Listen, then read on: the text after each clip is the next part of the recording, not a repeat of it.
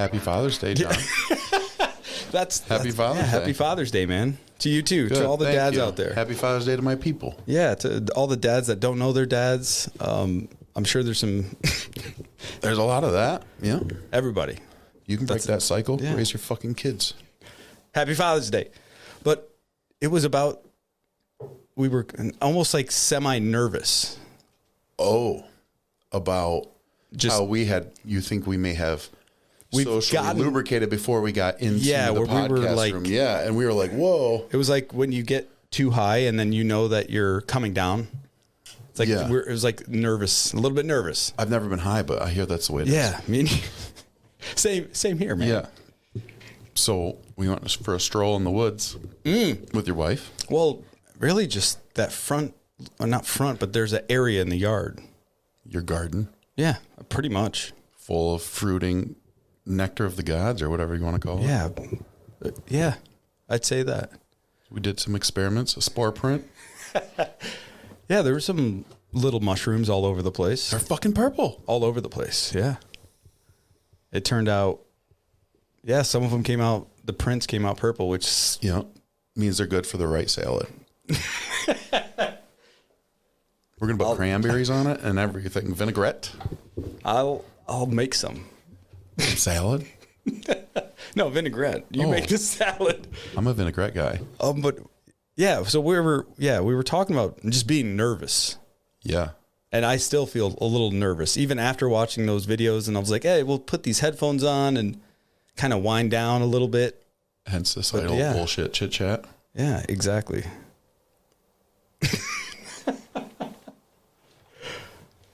What makes you nervous? I don't know. I mean, what? Okay. Still after a billion episodes, you can feel doing nervous? the show? Yeah. I don't know. I wasn't, like, in the beginning, I was more nervous to post or to, like, put it on the website for it to get published wherever. I could see that. Because I'm like, well, what's the worst that can happen? Nobody listens to it. Right. So your secret's safe. Yeah. Or whatever. Yeah. But, yeah, it was, like, publishing it first. Yeah, I could see that. And then listening to them and editing it down is like any moments or stutter or I'm like gone. And I'm like, well, that's not how I really talk. Right. You're not hearing me speak naturally. Right. So I'm like, I'm not going to edit anything out. I mean, maybe I'll edit the first part of this out because it was just awkward start. Just noises. Yeah. And that doesn't make me nervous because I'm not chopping down what we're saying. I'm just cutting off. Eliminating. Okay, we don't need this little bit of fat here. Right. But I'm not editing how you would hear me talk. What about the guests? Could the guests jack you up? I mean, like sometimes it can get off the rails. Yeah. I mean, you got to steer the ship.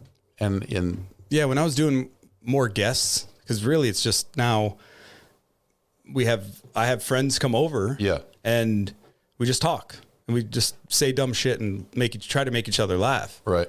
So it's different when it's one-on-one because you have to do like a little, like, you know, I give a little bit and you give back, a little dance back and forth. Yeah. And it's sometimes hard to like. I feel my brain works different with two. Yeah. When it's me and you, I feel more clear. But when it's guests, like you said, it's just one over the top. You're just boom, popping boom, in boom. a joke and trying to just get how a you laugh bullshit, or something. Just how you bullshit with your buddies. Yeah. Yeah. I mean, it's not like this is not natural. It's two people talking. No, but you're going to make me have to think this time. Yeah. But we could talk about not thinking. We had an awesome conversation out there. What happened? I don't remember. No, I was saying we should have recorded your everything. Wife was birthed out of a hammock. Yeah, she was in a hammock, just chilling. In it. Like a cocoon. Yeah, you could only see like her knee. And you said, my wife's out here. And I said, where? And she went, rah, and exploded out of a hammock. Yahoo! That's what I'm talking about. But yeah, we were talking about all kinds of stuff. We had a pleasant little walk in the back. We walked through my yard and saw some mushrooms growing all over the place, just to be honest. Yeah. And we tested some, and the ones that we test, it's like a thumbprint for a mushroom on some white cardstock. Yep. And it turned out purple. They look positive. And there's a lot of them. but they're not big. Right. They're just little, maybe the size of your button on your shirt or something like that. Some maybe like a nickel size. Like an appetizer into the psychedelic world. Yeah. Like you have a little like Altoid mint box full of little mushrooms. You just pop one every. No, that'd be gross. But yeah, they're out there. There are. There was quite a bit. And we were also, I can't remember what we were talking about. None were eaten. No, we just tested them with paper. White and yellow paper. Yeah. Not relevant whatsoever. Yeah, use the white. The yellow Go with the white. Yellow doesn't work that well. But we were also talking about the movie The Arrival and aliens. Let's talk about The Arrival. I hate movies, and I love that movie. And I watched it recently, but it took me a couple days because I'm watching it when I'm going to bed, and I'm like, I'll just rewind it to the last spot I remember. Yeah, that's how I. But I really like I like the alien movies, like Independence Day. That was cool when it came out for that time. Yeah, it was great. And Aliens, like Alien franchise, Predator, I guess is weird. Nah, I don't hybrid. know. Yeah, it sounds like a monster to me. I know it's an alien, but alien movies, like, have you seen Life? I don't know. Is that new-ish? Yeah, it's got Jake Gyllenhaal. I hear it's excellent. I have not Ryan seen it. Reynolds. Yeah, no, I have not seen it. It was well done. Really? Like, it looked good. It sounded good. It was pretty cool. Yeah. They had some organism from Mars that they sent back to a test. No, it was maybe a space station, like a test station. And they tested it, and it was just a dormant little thing. And they tried different things and different atmospheres in a controlled little box that it was in. And it started to grow and get big, and it became really strong, and then just tried to kill everything. Yeah. It's really good though. I mean, it would just play on our fears of something like that. Yeah. Because an organism, I guess, in the right, environment can do whatever. So, yeah, that would be, I mean, it's realistic. That's what makes it cool. Yeah. They were tweaking to see if more nitrogen, maybe make it wake up, or like it's more natural environment or whatever. Right. So they were tweaking everything, and then it kind of started moving. Turned into something. Yeah. Yeah. And it's really cool. It's a good one. But The Arrival is something different. Yeah. But I want to say that most alien movies portray an alien of how we think an alien would act. So that's technically how we would act if we were those aliens coming to an alien place. Right. Like, we would either be peaceful, like, if they make a movie about like Arrival, they're peaceful. Yeah. They don't do anything. They don't harm anything. Right. They don't even touch the ground. They stay on their own ship. And they're just like, I always thought it was like a big arm, and those were like the fingers, like the way they looked. Like they almost look squid octopus-like. Yeah, but it looked like a wrist, and then it was like it would move like a hand, like the thing from Addams Family. Yeah. That was a good movie. It was good. I want to watch it again, like in the whole thing. We should watch it and review it. I'll bring the popcorn. It's on, I think, Amazon or Hulu. Is it really? Yeah, one of them. Oh, cool. Because I just recently watched it, but yeah, the whole alien thing of how it would be like how we would act, because you don't know how they would act or what they would look like or where they came from or anything. If they came from a planet like those octopus aliens from Arrival, why would they have to come out of their ship? Right. No, they wouldn't want to. They'd be like, no, like they would think just like us. They all have some kind of disease. We've seen their history books. Mm-hmm. We know that people spread diseases, like when white people came over to Americas and just ravaged natives with their whatever, smallpox and whatever they had. Right. Just the regular cough that we would have normally, and they would get it and just die. So they would not come out of their ship. They'd be like, I'm going to stay here. I mean, it's dangerous for human to human contact right now anyways, Yeah. But you also might be thinking too far in the Stone Age and be that they're like, oh, you guys still worry about bacteria and shit? You know what I mean? Like, yeah, maybe. Like, yeah, no, we got that fixed. Come on. Yeah, I mean, we have natural immune system that should work. It doesn't always work for everybody. Yeah, but I don't think if you go a million generations from now, it'll be something totally different, right? Maybe it'll just be an app you update. Oh, yeah. Yeah, I heard. Microbots.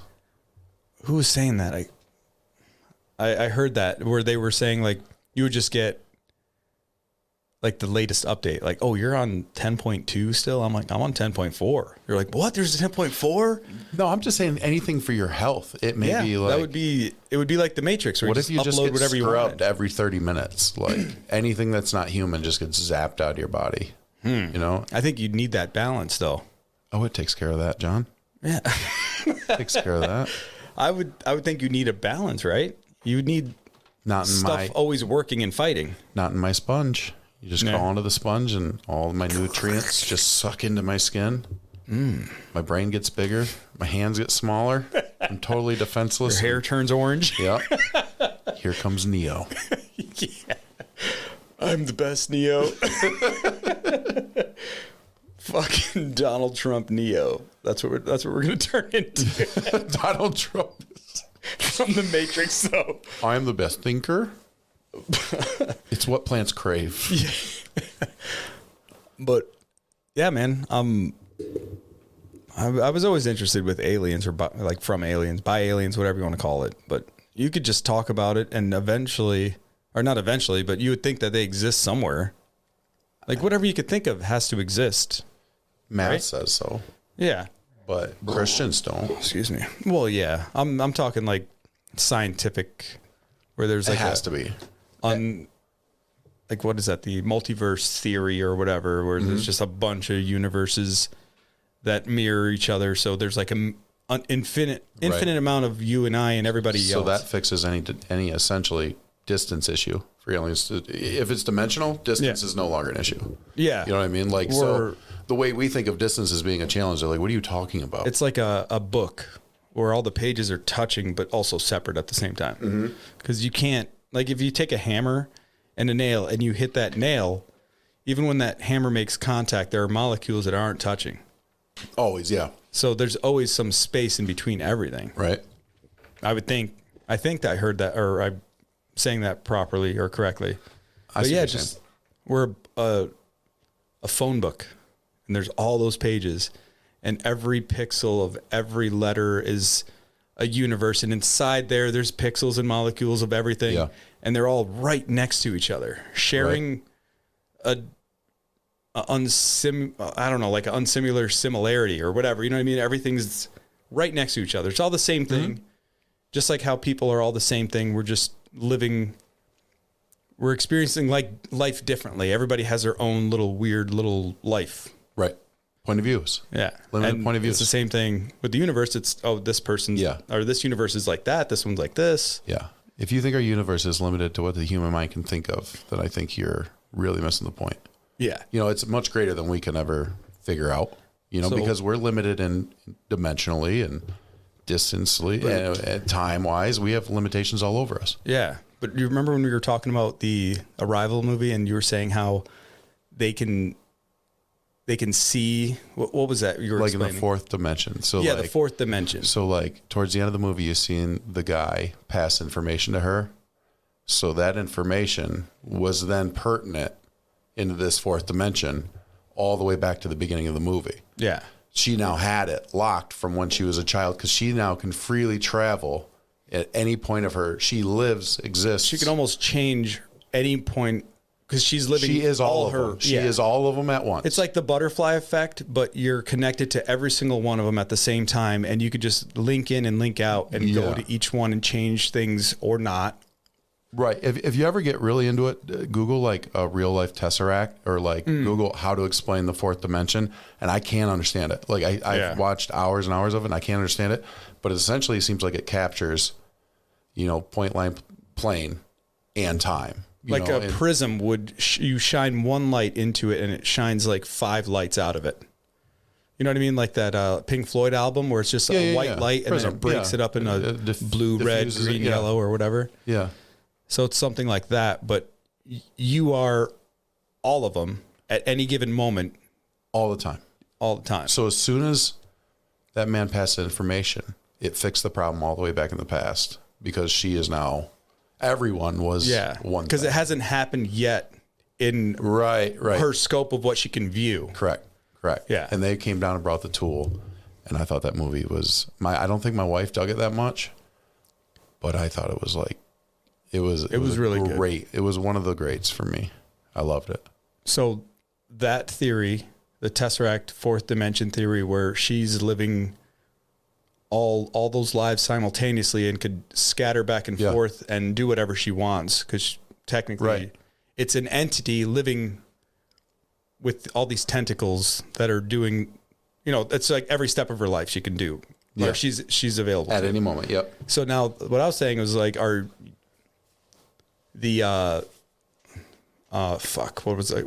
was that called? The theory that there's infinite amount of multiverse theory, where there's like unlimited amounts of, or not amounts, but versions of us and our Earth and just different things. And we're all in this phone book, all layered up together. So who is now thumbing through this book? You know what I'm saying? Like, nobody. It's science. Like imagine being able to now. No, I believe it's physics. Physics is the law. Like physics. That's what I believe. It's just a matter of math and time and no possibility. Trying out different things all the time. Matter and time. That creates everything, right? I mean, the only difference between anything is time. Right. Yeah. And if there was no time, there wouldn't be. Which is really not. I mean, time isn't really a thing. Mm-mm. It's just it's the way we track it. It's like we judge it as it's the way we track it. And just like you say universe, you're probably not getting that word right either. And we'll find that out one day. Maybe it's not universe. Maybe it's just possibility. You know what I mean? Who knows? Who knows? For me to guess and you to believe me would be stupid. Well, what is that when you would think that maybe stuff blends together? Like when like in The Matrix, when he sees the black cat walk by and then he looks back and he sees the same cat walk by. I believe in that. And he was like, oh, deja vu. No, I don't believe it happens. No, I'm saying, what if that's some kind of weird... I believe in that. Like where the wrinkles of the paper touch a little bit closer. Yeah, I believe in that. And I believe physics in some way, maybe the earth, gravitationally, magnetically, who knows? I'm just saying words that sound sciencey. I believe physics will indicate somehow where that rip or that bleed happens. Not magic, not God. I think physics somehow. Now, if you want to put God in the equation for me personally and nobody else, I believe that if there's a God, it's unknowable. We will never have a brain to ever even fathom what it is. You can love him if you want. You can live in his honor if you would like. You can appreciate him. You don't spit on the floor. You know what I mean? Don't be a total dickhead. That'd be cool. Yeah. I mean, it's a good rule of thumb to live by. I think the current version that we follow in this country is the only piece we can chew. Do you know what I mean? It's the only thing we could, because like Neil deGrasse Tyson says, if you want to keep God something that constantly diminishes every time science takes him out, then he's getting deleted to zero in no time. In no time. Yeah, I think more now than ever. Yeah. It's more likely that the person you're talking to is not very religious. It's because of the internet. Yeah. It's because they have infinite knowledge. We have more knowledge than all of our ancestors ever. Yeah. At any given time. I've answered questions today my ancestors would have had to buggy 100 miles to figure out. Yeah. You know what I mean? Yeah. And live like 300 lives. 300 lives. Imagine the sexual positions I've seen compared to my ancestors. We should do covered wagon style. Oh, yeah? Wait till 2012. When there's a fucking fish net hanging off your ceiling. Yeah. And you're playing just find the hole and you're spinning this like Christmas ham hanging off your ceiling. That's sex ed in 2042. Oh, man. I don't want to be around. You won't. The cancer will kill us all. 2042. The cancer will kill us all. Yeah, it's probably... I had a suspicious mole the other day. Did you cut it off? No, the doctor did. That would be reckless. It was on my back too. Were just like, we'll just take it off. No, I was going in like, I had a couple on my face that were just like aesthetically bothered me. You know what I mean? And when he seen me, this doctor who was fit and nice, and he's like, oh, you're just a moley guy. It's genetics. Thanks. It's like, I'm just greasy. Sorry, dude. But anyways, you're what we call a moley guy. Yeah. Yeah. You're just what women call gross. We can make you 1% less gross every time we. And then so I'm like, he's like, so which ones do you want off? And I was like, well, he's like, just the ones that grow hair. And I'm like, dude, back up, man. Only one grows hair. Why is he being? Yeah. Only this mole. And yeah, that was one of them. He was like, so you want your penis off? Yeah. No, Botox. Oh, I'm sick of the wrinkles. He's smooth as eggs. Photogenic that way. Was that Dave Chappelle? He's like, ma'am, you suck my balls? No. He's like, what about these balls? And she's like, yes, I'll suck your balls. Because they're as smooth as eggs. So they cut it off, your mole. They cut like 6 of them. Or, no, they biopsied 3. And they cut a bunch. Okay, so the biopsy is for them to test. I wasn't even thinking about my back. My wife was in the room, and she had caught it on her sister. She caught the bad one on her sister, the big one. And so she's like, with like this little attitude, like, and the one on your back. And I already showed my doctor. My doctor's like, chill. So this dermatologist looks at it and was like, whoa, dude, like this is gnarly looking. And I was like, okay, so they cut it off. And then a few days later, they called and they're like, it's all good. So, but yeah, was it pretty big? No. It was one of those ones that was like, it was like flat. It was flush with the skin. You could maybe feel it. Okay. It was like a little flattish. Okay, so it wasn't, because my daughter has like one on her shoulder that she was born with, and it just keeps growing with her. Yeah. And I mean, it's not huge. It's probably like maybe like the size of your camera lens on your cell phone. Yeah. It'll probably fade as it goes. My daughter had one on. I mean, it's a little fuzzy little thing. Yeah. But my wife has one on her knee. She probably hates that I tell her that, like a little one like that. Yeah. Like the size of a coffee cup. No, dinner plate. Oh no! No, it's little. It's little. You can't even smell it. No hair. It needs its own deodorant. Oh, did you put deodorant on your knee pit? Knee pit. Knee deodorant? You're onto something. Does friction strike you down low? Yeah. Do your knees burn? Probably not. But anyways, try this shit. Dude, they make ball deodorant.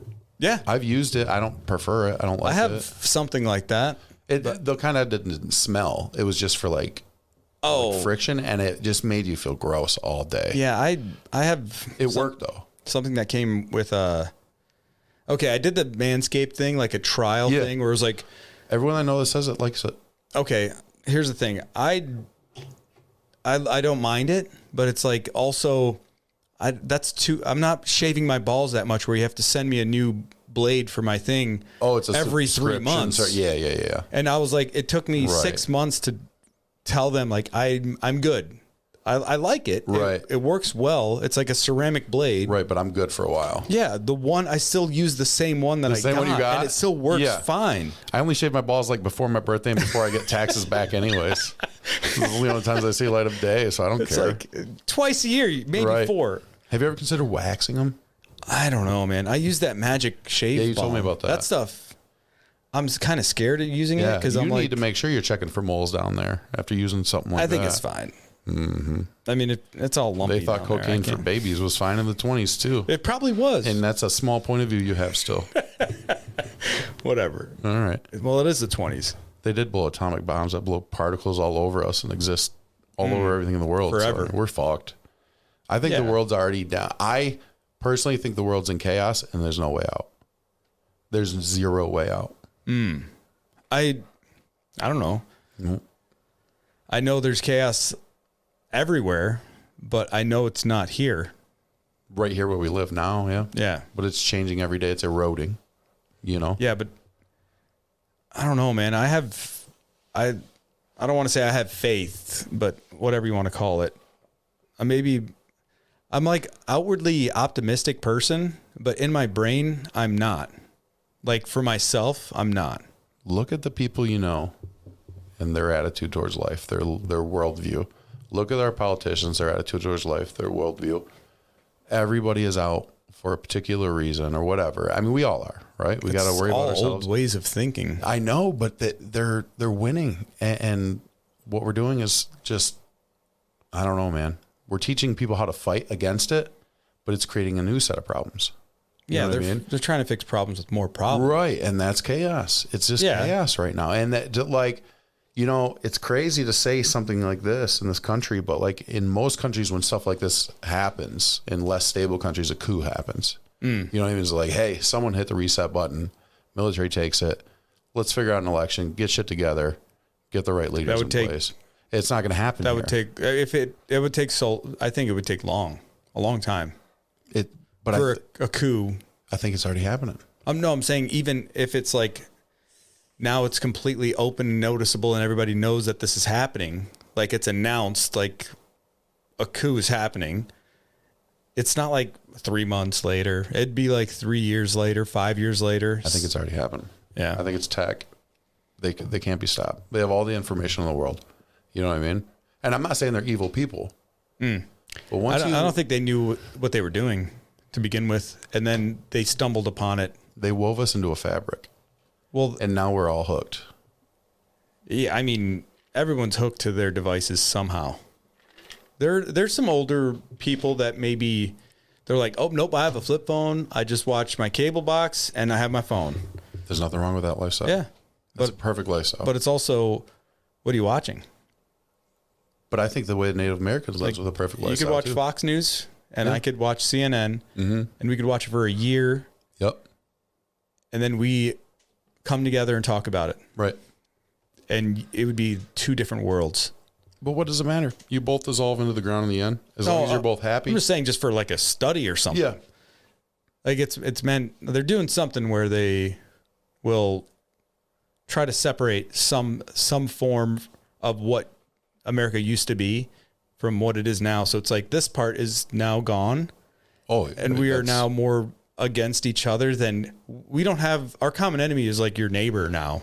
You know what blows my mind is if you not look for me. I'm just saying like that's what they're trying to show or promote or whatever. If you look at the red state, blue state maps and like concentrations, how blue people tend to be city dwelling people, red people tend to be rural, more free, and there's outliers, of course. They tend not more free, but I'm sorry. They tend to fill in the middles. They tend to take up more space. Like the heartland. Right, exactly. They're exactly. Hard to reach areas. But when you add their numbers up, it's fucking like 50-50. You know what I mean? That's crazy. And then you look at the belief as a human, what's right, what's wrong, and you choose in this country blue or red. And that's always 50-50. It's strange how 50-50 we are. You know what I mean? It's strange how 50-50 we are. It doesn't seem like one good idea should prevail. I don't feel like it's 50-50 right now. You know, what do you think it is? Me and you, it's not 50-50. What do you mean? Like, obviously we're two people. We're 100% and 100%. But how it's divided as red and blue, we're talking and agreeing and having a conversation. And I guarantee you, if we had 15 other people in this room and we were talking with a little bit, compassion and getting to know each other, you're not being an asshole right off the top. Right. If you are, something's wrong in your head. Right. But I look at you and I assume you're more in the center, and that idea doesn't prevail. I think most people do. And that's a political homeless person. Right, exactly. And those are even worse because they can be swayed. I'm not saying you can be swayed or I can be swayed, but you can be picked up. I think those are the people that you don't want to jump ship. No, to like, you have these extreme people on this side, those extreme people on this side. They're so far over the edge that they're coming. It's like one same thing. Right. Well, and let's say, I'm just saying, for example, here, we're just talking out of my butthole, but mostly my mouth. I wondered about your breath. There's a Mentos over here. Can you hear that from there? With your No, that was the butthole thing. No, my breath. Can you hear it? It smells so paranoid. I can hear it. I'm over here sweating like a pig. The fan is, I'm cold. I wonder if there's a solution to this problem. It's like that scene in Dumb and Dumber. Where he's like, my hands are freezing. He's like, thought it was like the scene in Contact. Wear an extra pair. I have an extra pair of gloves. Oh, yeah. He's like, you've had an extra pair of gloves this entire time. I'm going to kill you. Let me switch the fan direction. Oh, perfect. All right. It's either that or I'm going topless here in a moment. That or... Get up and fan me off, fanboy. Can you blow me real quick? You blow me. You feel that? Not at all, but I'm already cooler. Yep, I feel it. Don't move it. It was money. No, it just took a minute. It's not a Dyson, that's all. Got that? Got you it. feel Yeah, it? thanks. Can you feel it? It's not, dude. You know how long we've been talking for? Just take a wild guess. I'd say 42 minutes. 30 minutes. Really? It feels like we've been talking for 3 hours. No. I'm like, this is going to be a long show. I thought you were going to say like an hour and 20 or something. No, I'm going to be totally honest. Mm-hmm. I'm a little bit stoned. You are? From what? And you handled too many of those mushrooms. I don't know, but I feel it's like seeping in my skin. You just took a breath. I keep itching my eye, and I'm like, no, yeah. I'm still a little nervous. Are you trying to end it on me, Jen? No, I'm not. End it. This is not ending. No, I'm not doing it. I'm not even gonna. Boots and cats. Boots and cats. Belts and hose. Belts and hose. But I hope. I'm just saying that if the whatever extreme, well, not this is what I'm saying, but what I was trying to finish saying before you started sweating more was if let's say this group wins, whichever it is, it doesn't matter. Right. We're not talking. I don't care about our current state of decay or whatever you want to call it, but a certain group wins. And everything else gets eradicated. Let's just say in the perfect world of this group. Yeah. Now within this group, they're going to find the ones that are less from there, and then chop it even more. Right. And then eventually Hitler Youth. That's what it is. It's the Nike Corporation. Yeah. Adidas. It's Hugo Boss. Do your research. It's fucking Abercrombie and Fitch now. No. Hugo designed Nazis uniforms. Really? Yeah. I wear their cologne. It smells delicious. It smells spicy. Spicy. That's how you should start. Like, hey, where are you from? Yeah, my cologne's made from Nazis. Nazis. No, like not even Nazis, but the people that designed the shit for Nazis. Designed the shit, yeah. Yeah, but so I mean, hey, art has no boundary. I guess not. Right. It's whatever you like. This is art. Me for a 12-year-old Malaysian boy. Perfect. That's all. That's art. Pretty, and it counts. It's nicer than anything I've made. That leg. If you took a picture of that, what was happening in that corner, right? That's art. Yeah. You think she left it on to get romantic? What? The leg? Yeah, the corner I'm talking about is a leg leaning on a guitar. Oh, the guitar. And there's a tripod in front of it with 2 more guitars hanging from. Oh, that's a weird OnlyFans. That's a. If that was my profile picture, I'm just saying, if ever you know John's on the edge, that's going to be my profile picture. Squeal like a pig, boy. I wish I had fingers for the guitar. You do? No. You have pretty big hands. Yeah, but they're not flexible and they don't move well. So they're like, I are can't you using them in that way? For what? Exactly. I have blocking strength, John. If you're not using them, you're going to lose them. I'm what they call gross motor skills. Guys like you got the fine ones. They don't call me John Twiddly Fingers Gjinaj for nothing. You work on that's a real thing. Twiddly Fingers? My buddy used to call me John Twiddly Fingers Gjinaj. No, I didn't jerk him off or anything like that. Or finger blasted him. You taught him all where the clit was. Yeah. I untied a fence. A chain link fence. He's the best burglar we got. No, we were trying. Twiddly Fingers Gjinaj. Fucking New York piece of shit. That's a New York thing. I'm just like always smoking a cigarette. It's like, why are you smoking? You're 5 years old. Yeah. You need a lock picked? I'm Twiddly Fingers Gjinaj. I don't need no lock. Why do you got a newsy cap on? It's 2021. Are you vaccinated yet? No, but we were in the woods and we were lost in the woods, and we got up to a fence and we're like, we know where this fence is on the other side of where we started. Oh, right. So we like went around. Couldn't figure out how to get to it, so right. I'm like, this is the fence at the edge of the park. We just keep going that way. We'll get out into the parking lot or whatever.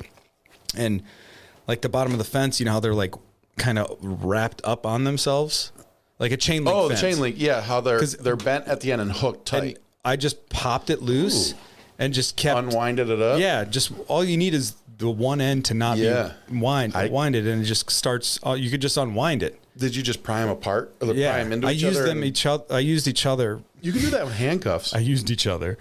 I used them like itself to like pry it against itself, and it popped loose, and I opened it up and we walked and we got out. Yeah. He was like, fucking with your twiddly fingers. He was a crazy dude. Twiddly fingers. Yeah.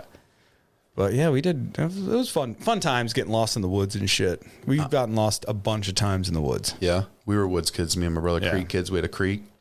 We were those kids riding bikes to the creek and throwing shit into it. We would just be like, let's go on an adventure, and then just go into the woods. Because I'm like, how are you going to get lost on an island? Have you seen? We've gotten lost. An island. A couple times we got lost. Like island in the ocean or? Long Island. I mean. Really? Oh, it's how like, do you get lost on an island? It's like, what, maybe 50 or 60 miles at its widest point, but like 160 miles long. Yeah. So 160 miles long? Yeah. Holy shit. Mm-hmm. I had no clue. It's pretty long. I had no clue. I had no clue. I think, Sorry. I think it's about. No, that blows my mind. Yeah. But it still blows my mind every time I look at the Mackinac Bridge and think it's 5 miles long. It seems. Really? Yeah, it doesn't, or it's 3 or 5, and it blows my mind every time that it's that long. That's. Maybe 3. Yeah, so Long Island, 119 miles almost. Or That's 118. still really impressive. Yeah, 118 by Riddled with cockroaches. 7.5 million people. That's like Bangkok shit, man. And that's where you're from. That's why people look at New York people different. That's where I mostly grew up as a young person. Isn't it weird people look at New York like they're the upper echelon of people? Like, they're where the business happens. You know what I mean? This is where you go to vacation. Like on the island, you worked in the city and went to the island to party and, cause chaos for everybody else. Really? Yeah. I don't know, dude. I don't think I could do the New York lifestyle. I've been a few times, handful of times. I don't never think liked the city. Really? Even being from it, you didn't like it? Well, when I was a kid, I grew up in the Bronx as a young been kid, there. like 2-3 years old. Like I don't remember. I remember a big wheel, and that was it, and like glimpses of stuff. Yeah, but and that's a whole different crowd nowadays, right? Yeah, it's probably, who knows? Not that I give a shit. I haven't been there in a while. I went on a ferry. But I'll show you where I grew up.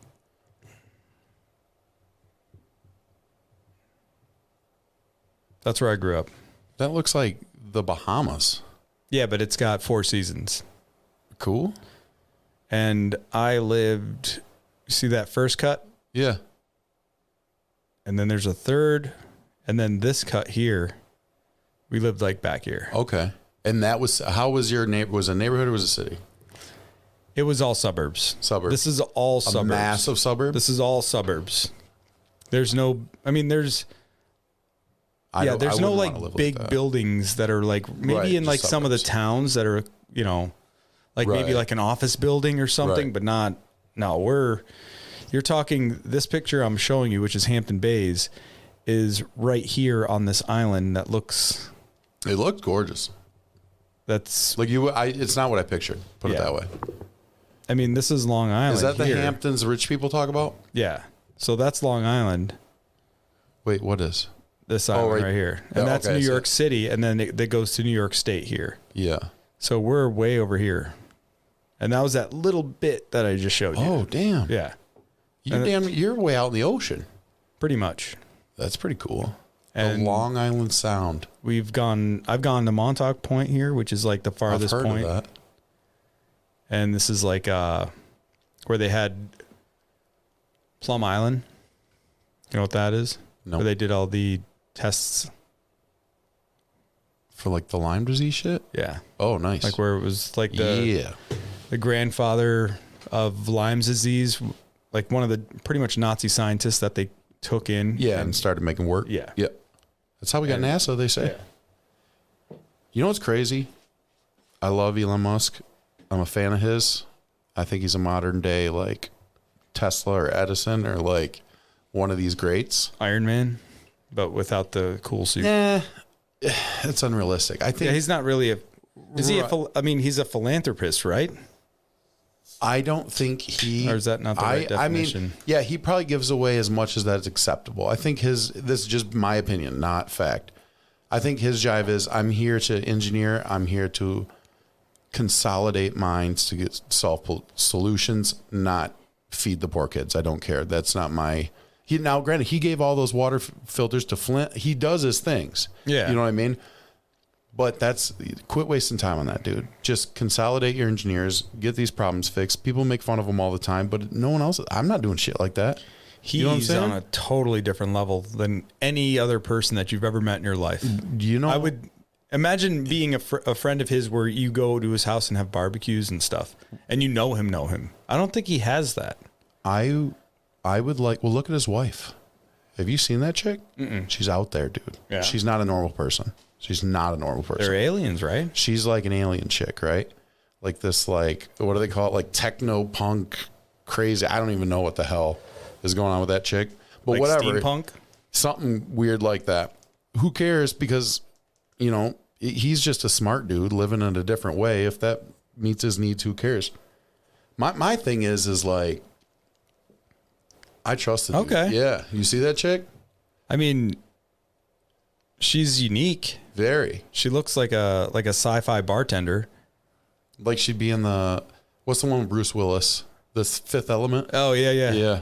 Yeah, she looks, I mean, she's married to Elon Musk. But but the thing is like, do you think she's like from a different country?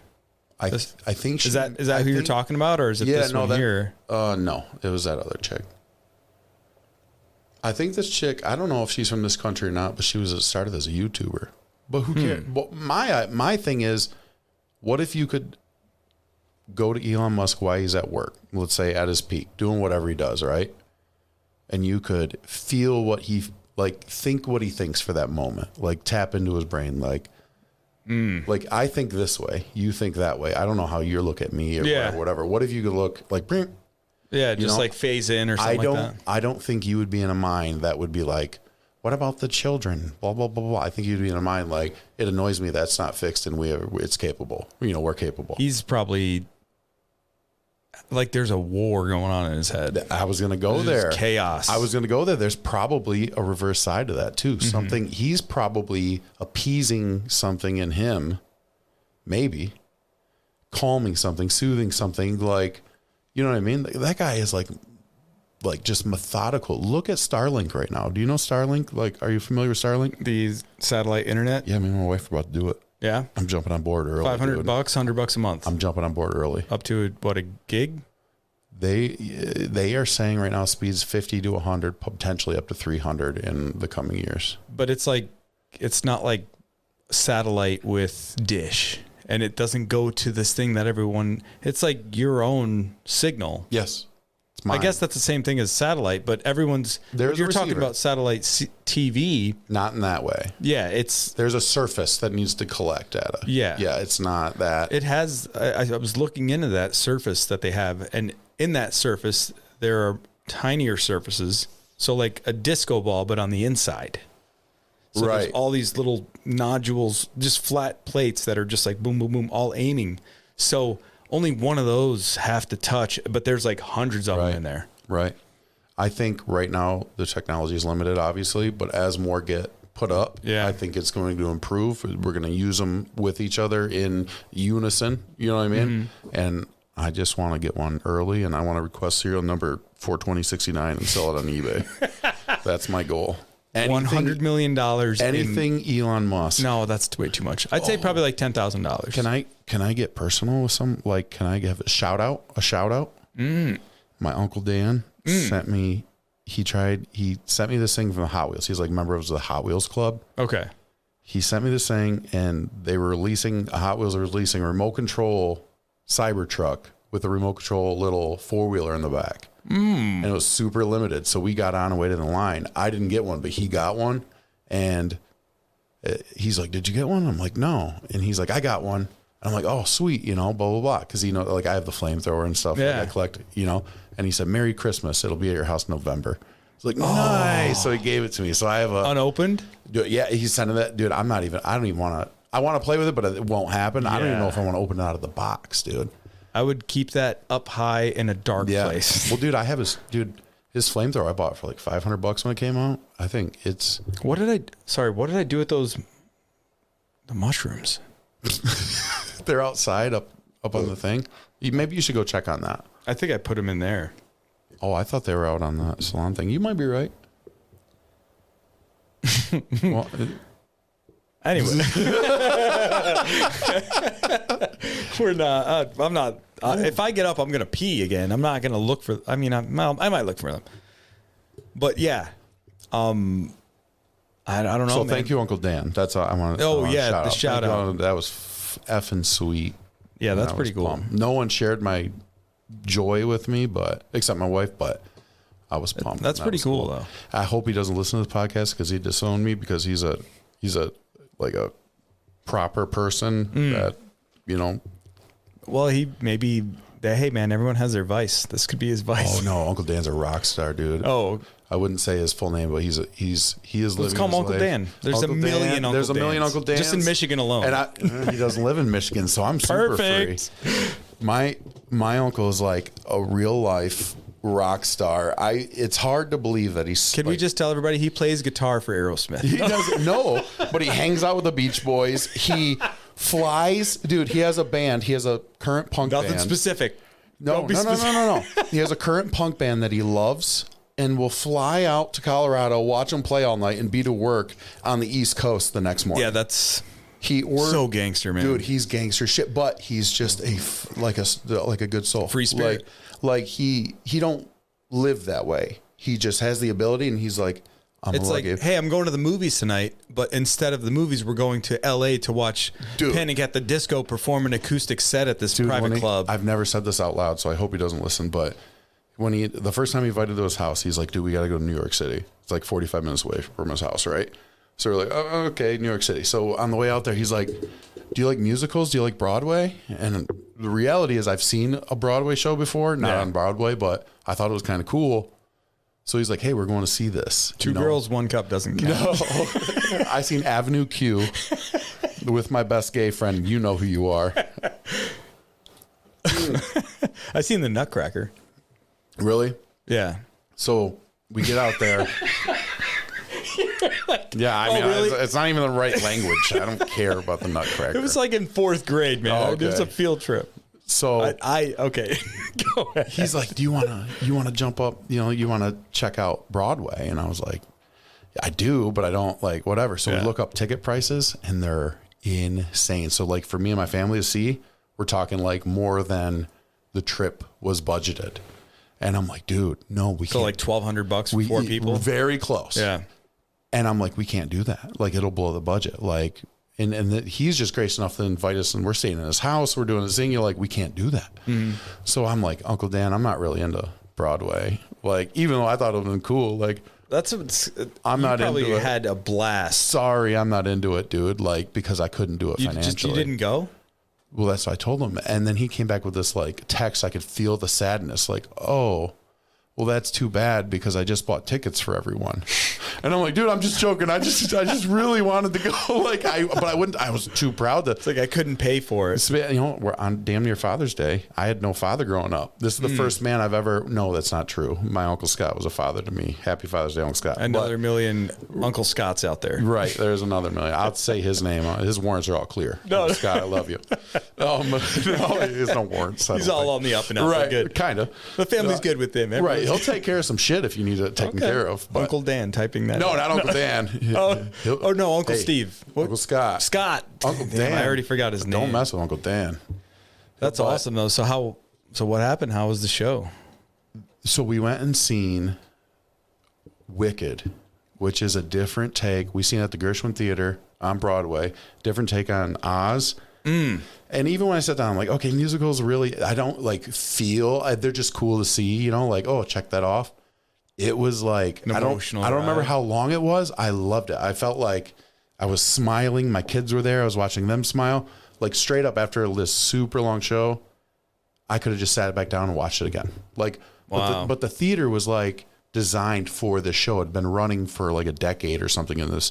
So the wiring and all the effects. It was all built the show. Into the theater. So like when I seen Avenue Q in Flint, it was nothing like you would have seen Avenue Q like on Broadway. Well, you know yeah, what I'm because saying? it's not just these weird cutouts that are in the background and curtains close and they shuffle some shit and they open it and it's like, okay, but you know, this shit was like molded into the building. Wow. And was like one of the biggest treats of my life and for like to do that. What was it that you watched again? Wicked. Okay. Oh man. And it was hilarious. It was like the actual story. It's like, how can a live show like grab you?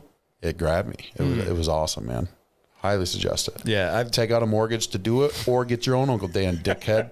Mine's not paying for your shit. Uncle Dan at UncleDan.com. UncleDan.com. That's today's sponsor. Imagine that, and then I ran a commercial like UncleDan.com. Uncle Dan. Get your fucking cheap ass tickets here at UncleDan.com. I wish I could tell you more about him, but he's a man of mystery, and that'll be a different time, maybe. But we'll leave it up to him. Uncle Dan's a man. I love him, and Aunt Michelle. Yeah, yeah. And Happy Father's Day. Uncle Michelle, and Uncle Scott, who's also married to an Aunt Michelle. As weird as that is. Yeah. I only know one Michelle. When you're from Burton, weird shit happens. I only know one Michelle. That's kind of weird. No, I'm just joking. That's awesome, though. I saw the... You know what's funny? Little Shop of Horrors. Yeah. I mean... The Rick Moranis? Yeah. The movie's pretty good. Long time ago. It's pretty good. Yeah. It used to scare the shit out of me when I was a kid. Isn't it like a comedy damn near? Yeah, but there's a scene in the dentist's office where it's like they use a huge mouth for like a perspective thing. Like the camera is the tongue and it's like behind his teeth. Sorry, okay. No, I got you. Yeah, so it's like huge teeth and you see him wrenching on him, but it's like big tools that he's using. So it all looks, it's crazy. Like a perspective from inside the mouth is what you're looking at. But it's all practical effects. How did that get at you? It freaked me out because I hated the dentist as a kid. And I'm like, oh my God. And it was like drilling and wrenching on this guy's tooth. And Bill Murray was in it. And Bill Murray was getting off on getting hurt. Like he was waiting in the room. Weird. And he's like, you've already had 2 fillings this week. And he's like, but I need another one. Like he's jonesing to get hurt by the dentist. So that opened up that weird possibility in your head. Like, no, the world's I'd weird. noticed that as an adult. I didn't notice that as a kid. So you get off on fillings? No. I noticed that part of the scene. I was like, wait. And I have a high tolerance towards vaccines. Damn. David Carradine over here. No, it was in the movie. And I watched it. I watched some of it recently, or maybe kind of like half stoned watching it at night. And I remember watching that scene as an adult now, the dentist scene. And Bill Murray he's like, oh, he wants the pain from the dentist. Like he gets off on it. But as a kid, I don't remember that at all. I just remember a weird actor acting funny. Right. Yeah. You just thought he was a goofy guy. Yeah. Dude. I wonder how people thought of it back then as an adult. There's this podcast. It's one of my top 5 podcasts of all time, the whole series. It's called Unload the Week? No. Yes. Oh, no. Absolutely. That's top 1. No. Dude, trust me. No, my podcast listening has actually dropped lately because I think there's more. Because I haven't put any out. No. I listen to yours first thing every time. And I know people that listen to your podcast that don't talk to you or it's so weird. You know? It's weird to me. I can't imagine it. It's just, it's a little weird. But you know what's weird is from a perspective point, from my point of view, looking at you, like you seem like the type that carries it well. You know what I mean? Like it almost like you have to be responsible and have taste when it comes to it. And you seem to have a grip on that. Thanks. Do you understand what I'm saying? Like at least the direction is, you know what I mean? Like, I don't know. There's no direct, super fine line or a corner that that's what I'm saying. Yeah. No, that's what I'm saying. The point of whatever the show is, you have it and you have a grip on it. That's what I like. So it's like Gjon. You know what I mean? When I talk to you in real life, other than the soulless glare on your face, I got to break dead-eyed, through. Like, hey, John, face. You here, bud? Bud? Hey, John. Yeah, I'm here. I've been here the whole time. He has 2 masks on, one over his mouth, one over his eyes, just pretending to move just go around going waka waka. Got to poop. I need a break. No. I don't know. I mean, I think seem like you're responsible with it, and you have the taste for it. I just don't want anybody to say anything they don't want to say. Like, I guess Just like here in general, in this seat? if in general, as you, as a person, like whoever you are, like critique. I don't want you to say anything that you don't want to say. You don't have to. I'm not saying you. No. I'm just saying people don't have to say something that could put something on, like something that, you know, almost like. I see what you're saying. You don't want to cause a reaction because it's not genuine. Well, I'm not going to share a secret with you, like, dude, my wife's going to kill me, and then actually share something that she's going to kill me over for saying out loud. I'm not using that to make myself like, a little bit higher. Like I don't want people to do that. Oh yeah. Like the one up, get all little crazy. But also like saying stuff that's too specific, or I just don't want anybody to get in trouble or anything like that. Yeah. Sure. That's really me. Just like, all right, you coming in here and putting on these headphones and me hitting this red button, you understand that now this is not the show. It's not like we're putting on a show, but we are recording ourselves and we are aware of recording ourselves. Yeah. But sometimes you're just talking and you're like, listen to this shit. And then you're like, okay, maybe, you know, I'm saying I'm guilty of it too.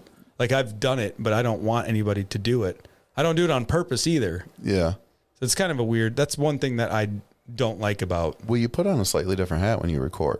Like, not you. Like my hat? No, not you. Shut up. Like my physical hat. No, I'm saying like when I talked to John, like we just hung out in the backyard for a minute. Yeah.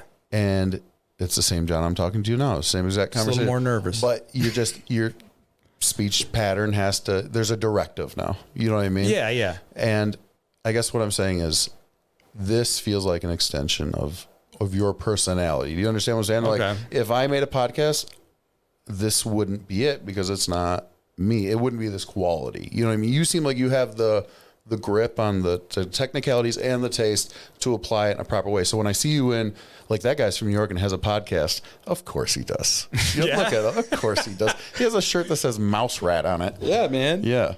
It's from He's from Long Island. It's a hunting season shirt from there. It's opening day. We just kill rats in the city. It's actually a community service. The dogs, have you seen them? The what? The dogs killing rats in New York City? They'll never kill enough. No, they do it just for fun. They raise dogs just for kill rats. You can set New York City on fire until everything burns into ashes, and there'll still be way too many rats on that island. No, it'll be gone in our lifetime. I'm saying no, just the rats will. The rats will. Why? Yeah, we'll genetically alter something. Yeah. Cats. You need cats. You know what? Like 10 years ago, I read about this device that Bill Gates helped fund that essentially sat on a fence post. I thought you were talking about putting the cloud dust in space to deflect sunlight, but wasn't there a movie like that where they wrapped the atmosphere in something to save it, and then everyone got pissed, and the guy that invented it, they'd throw shit at. He's like, "It's the only way to save you guys," because there was no sun. Like, hey, this sucks. So he'd go into the bar, and they'd be like, "Fuck you!" And he's like, "It was the only thing." And his name was Bill. Yeah. But no, that's actually what my Uncle Dan does. He shoots gold into space. He shoots colloidal gold silver. Confetti from all the strippers. Just for fun. Sorry, Michelle. No. What the hell were we talking about? I was going to get to something. Gold? No. I threw you off with the gold. Yeah, no. I liked where you went. Atmosphere, shooting stuff, clouds. Oh, we're going to genetically... Oh, the rats. We're going to make it so rats... It's on my shirt. Yeah, mouse rat. We're going to make it so that rats essentially can't... It's from Parks and Recreation. Is it? The band. The one dude's band. Oh, okay. It used to be something Scarecrow, and then they changed it to Mouse Rat. But, yeah, the cats, you were saying about genetically altering something. Yeah, we'll just start controlling breeding. You know what I was mean? thinking the rats with that toxoplasmosis shit that makes the rats attracted to cat urine. Yep. And then the cats just eat them. Yep. But there's people in my life, I think. It affects people too. There's people I think that have it. So you would need, that's the only thing is like where you can't have an overrun city of feral cats now to get rid of these mice. And now you have toxoplasmosis and people are it's almost like you have CTE where you're making rational decisions. Pregnant women should not inhale the dust of kitty litter when they're changing it. Yep. And I wonder if I have it. because I've had cats. Do you think that's the only disease to change your behavior? No. No, I mean, you think we've only discovered? No. I've hit my head, I'd say like 3 or 4 times, maybe 5 times that I can remember that was a little bit too hard. Really? Yeah. I was knocked out with a volleyball one time. Knocked out? I've never been knocked out. I've been knocked out plenty of times. Really? With a volleyball. That one? Only a volleyball? A volleyball that was rocketed at the back of my head. Every time you've been knocked out was by a volleyball? No, but that was the time. I was going to say, get away. But there was something more. The rest of the times I felt it was more of I took elbows to the temple and stuff. And it's like you stop and you go, oh, woozy, and then go down. Like the volleyball, I just shut off. Oh. Because I think it distributed its mass over time over my head. Where'd it hit you? Square in the back of the head. Really? Square. And it knocked you out? Knocked me out cold. To where? How'd you fall? I have no clue. I was standing facing the volleyball net. So like squatting position, yes, like ready getting ready. So you probably just like fell to the side, back and to the right. I was laughing at a joke. And when I woke up, I was still laughing and everyone else was laughing. I'm like, how did I get on the ground? Like, I don't remember that step. No pain, no nothing. It was crazy. So it's just like blink and then you're like, hey, what happened? Yeah, what happened? We're in the future. Weird. Yeah. Yeah, I've never been knocked out. Really? Yeah. It's oddly a pleasant feeling. I know that's controversial. No, I'm telling you, it's almost a comforting, like when you get knocked out, you know, when you get real sleepy and just fall into sleep, that like nice lull. That's what being knocked out feels like. Well, it's like, I've seen some violent KOs and some fights and stuff like that on YouTube, whatever, you know, boxing, kick, whatever. Right. I mean, MMA, you watched it on Spike TV for how many years? Right. I think that's a little different. You know what I mean? Like if you get socked in the mouth with a foot by a professional killer, I think that KO is a little different. Like you don't have time to realize you've been knocked out. Your body just hopefully shows you mercy and puts you out. It's like, you know what I mean? That, I don't know if you remember this toy.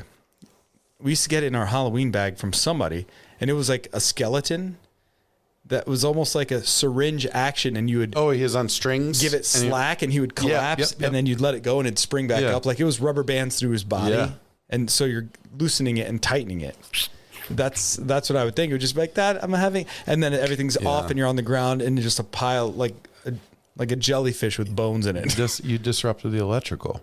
You know what I mean? Yeah. It all gets shut down, including the way you feel. And it's actually meant to save you. Right. Because you can take a blow more when you're not bracing for the impact. And it also takes you out of danger, usually. Because you know what I mean? It takes you out. Well, I mean, if you don't die, but it stops you from harming yourself anymore. You know what I mean?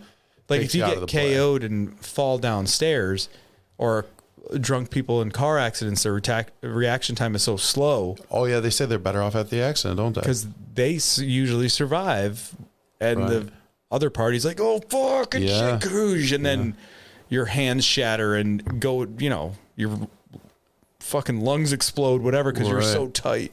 Yeah.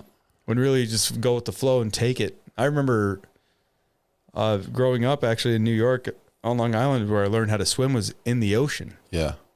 Like I had a couple friends with pools, but I don't ever remember learning how to swim in a pool. I already knew how to swim. Like it was, here's the ocean. It can kill you. Respect it. Know where you can pop in and out. Yeah. And don't fuck around. And you learn how to swim. And I remember getting destroyed by waves. Oh, yeah. And I'm like, here it comes.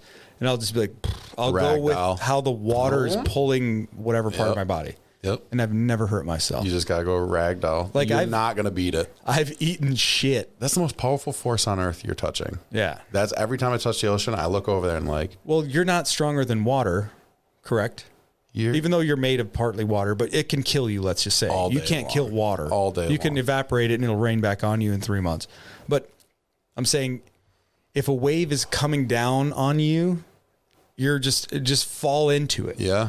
And the water will pick you up and pull you out somewhere else. And if you're lucky, it won't break your neck.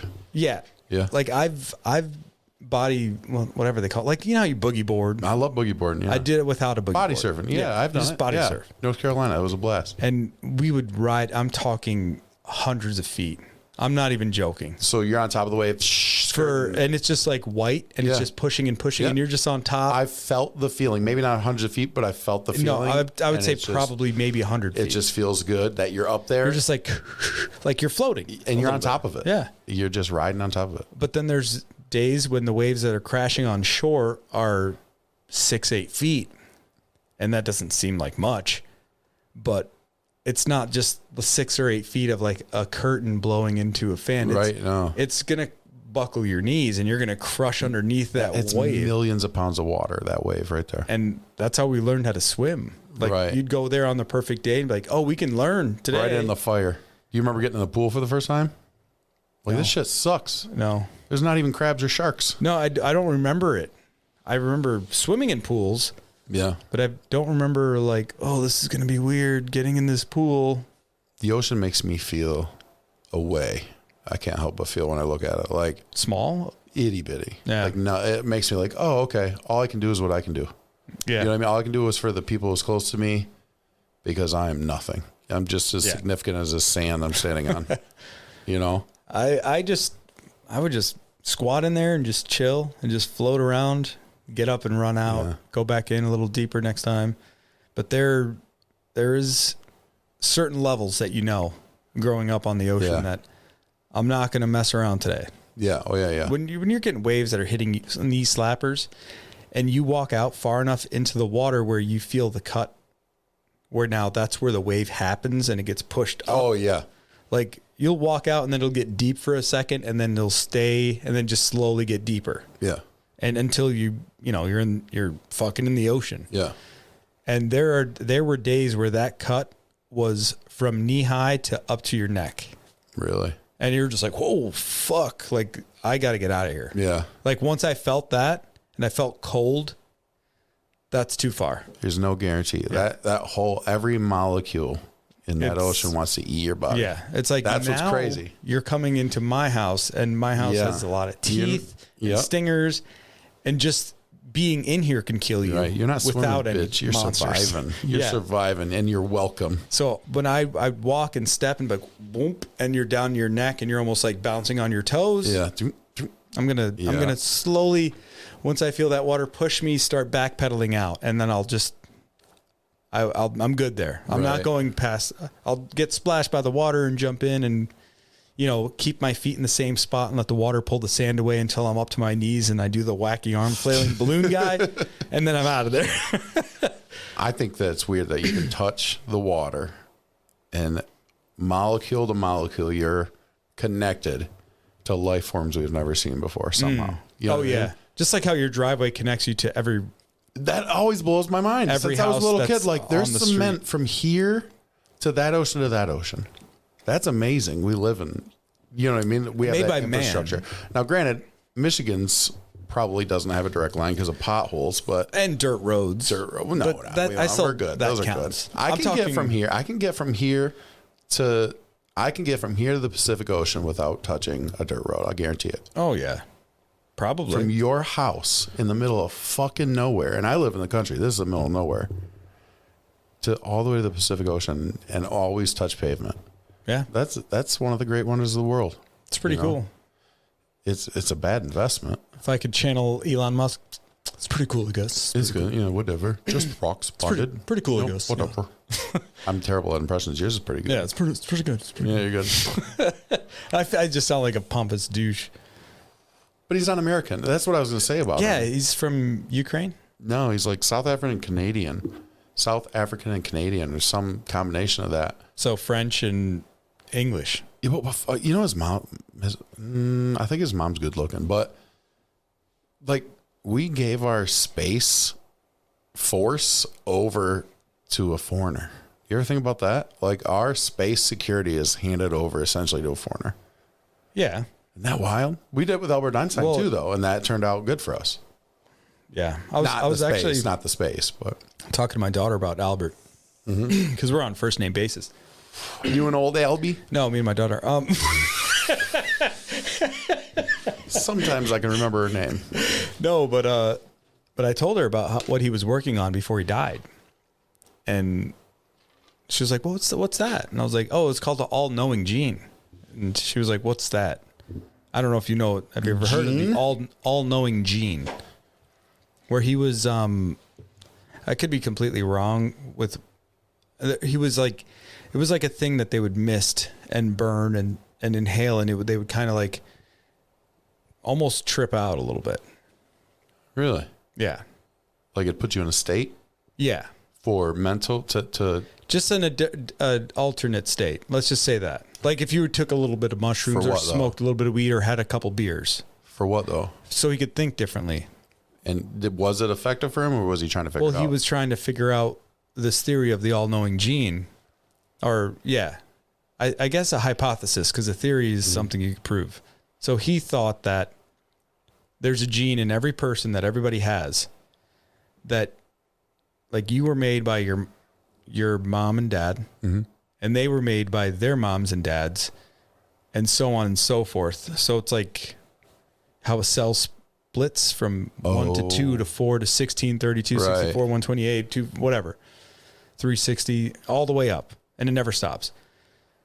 So your all-knowing gene would be able to unlock all the memories or experiences or knowledge, information anyway, of every single person that has, up to you, everybody that has came before you, that has made you. What does it give you?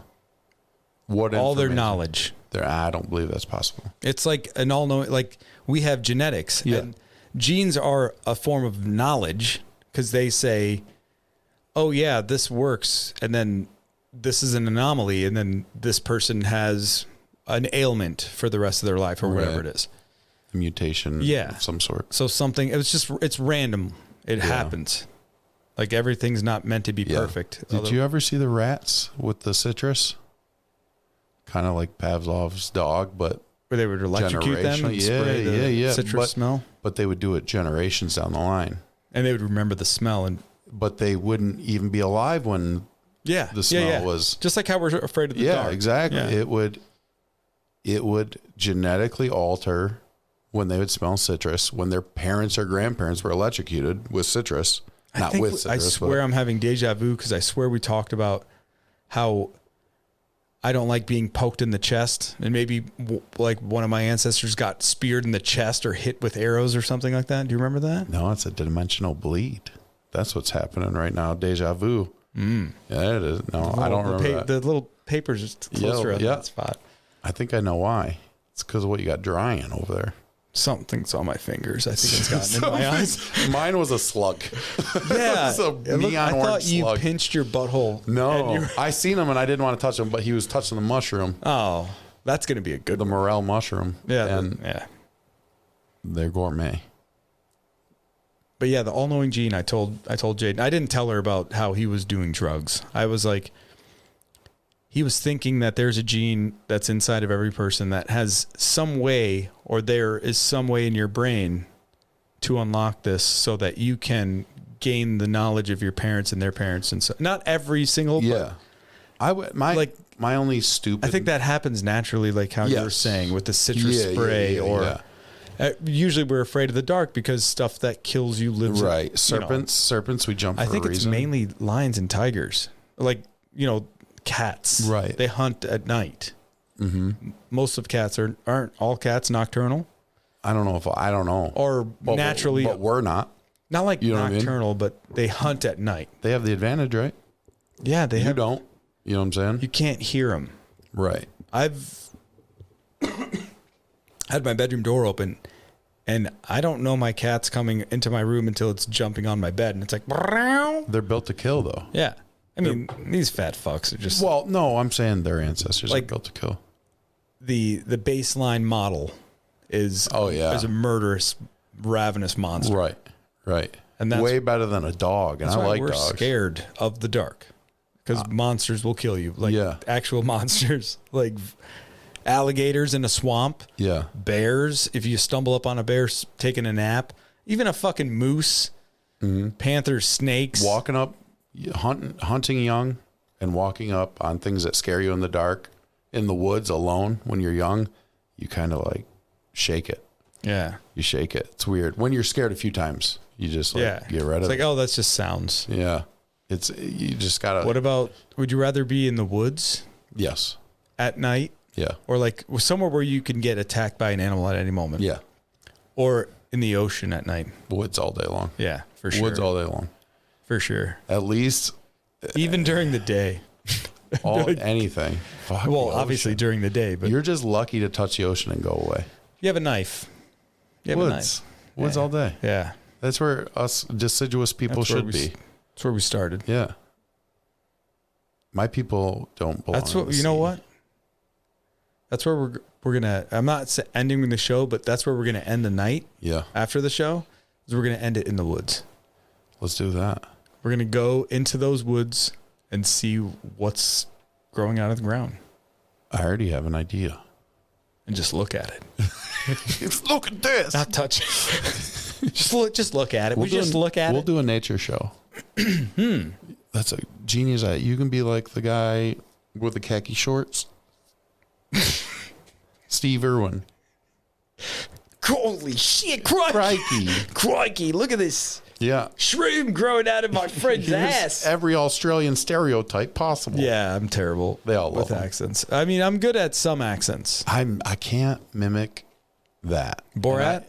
No. What about Borat? Not even a little bit. No? I hear it. I can say that's good, but I also can't dance. Like my body isn't wired to do that. I've never really tried to dance. I can't fake smile for pictures. I could do Goofy's dance off of the Mickey Mouse, not the Mickey Mouse Club, but the animated where it was like hot dog, like hot that stupid dance. Dog. Yeah, it's the brand. Because I've seen it. I'm like, oh, I could dance like this idiot. Hot dog, hot diggity dog. Yeah, I got kids. Yeah, and Jaden liked it, so I learned. I was like, bad. Yeah, I mean, it wasn't the worst. It's stupid. It's not Caillou. Oh, I hate that fucking idiot. Right. I hate him. Caillou's the worst, man. Oh man, he's so dumb. He is. I'm not trying to be mean. Right. But the cartoon is annoying. It shouldn't be a cartoon. Right. It shouldn't be a kid's show. It shouldn't even exist. The Spartans would have thrown him off a mountain. Oh yeah. They would have killed him. Hadolgi. Yeah. And hunted him. Yeah, they'd been like, this wolf will eat. Caillou would have been that ugly dude in 300. I'm like, yeah, man, that was Caillou. There's a sheep's path up on the hilltop. Follow me. Right. I know, because no one will touch him. Well, he went to that guy in that movie. He went to Xerxes. And Xerxes showed him all these women, and he's never been touched in those ways. And pretty much he got a hand job, and he betrayed his entire nation. Well, I mean. Hey, it's for your first hand job?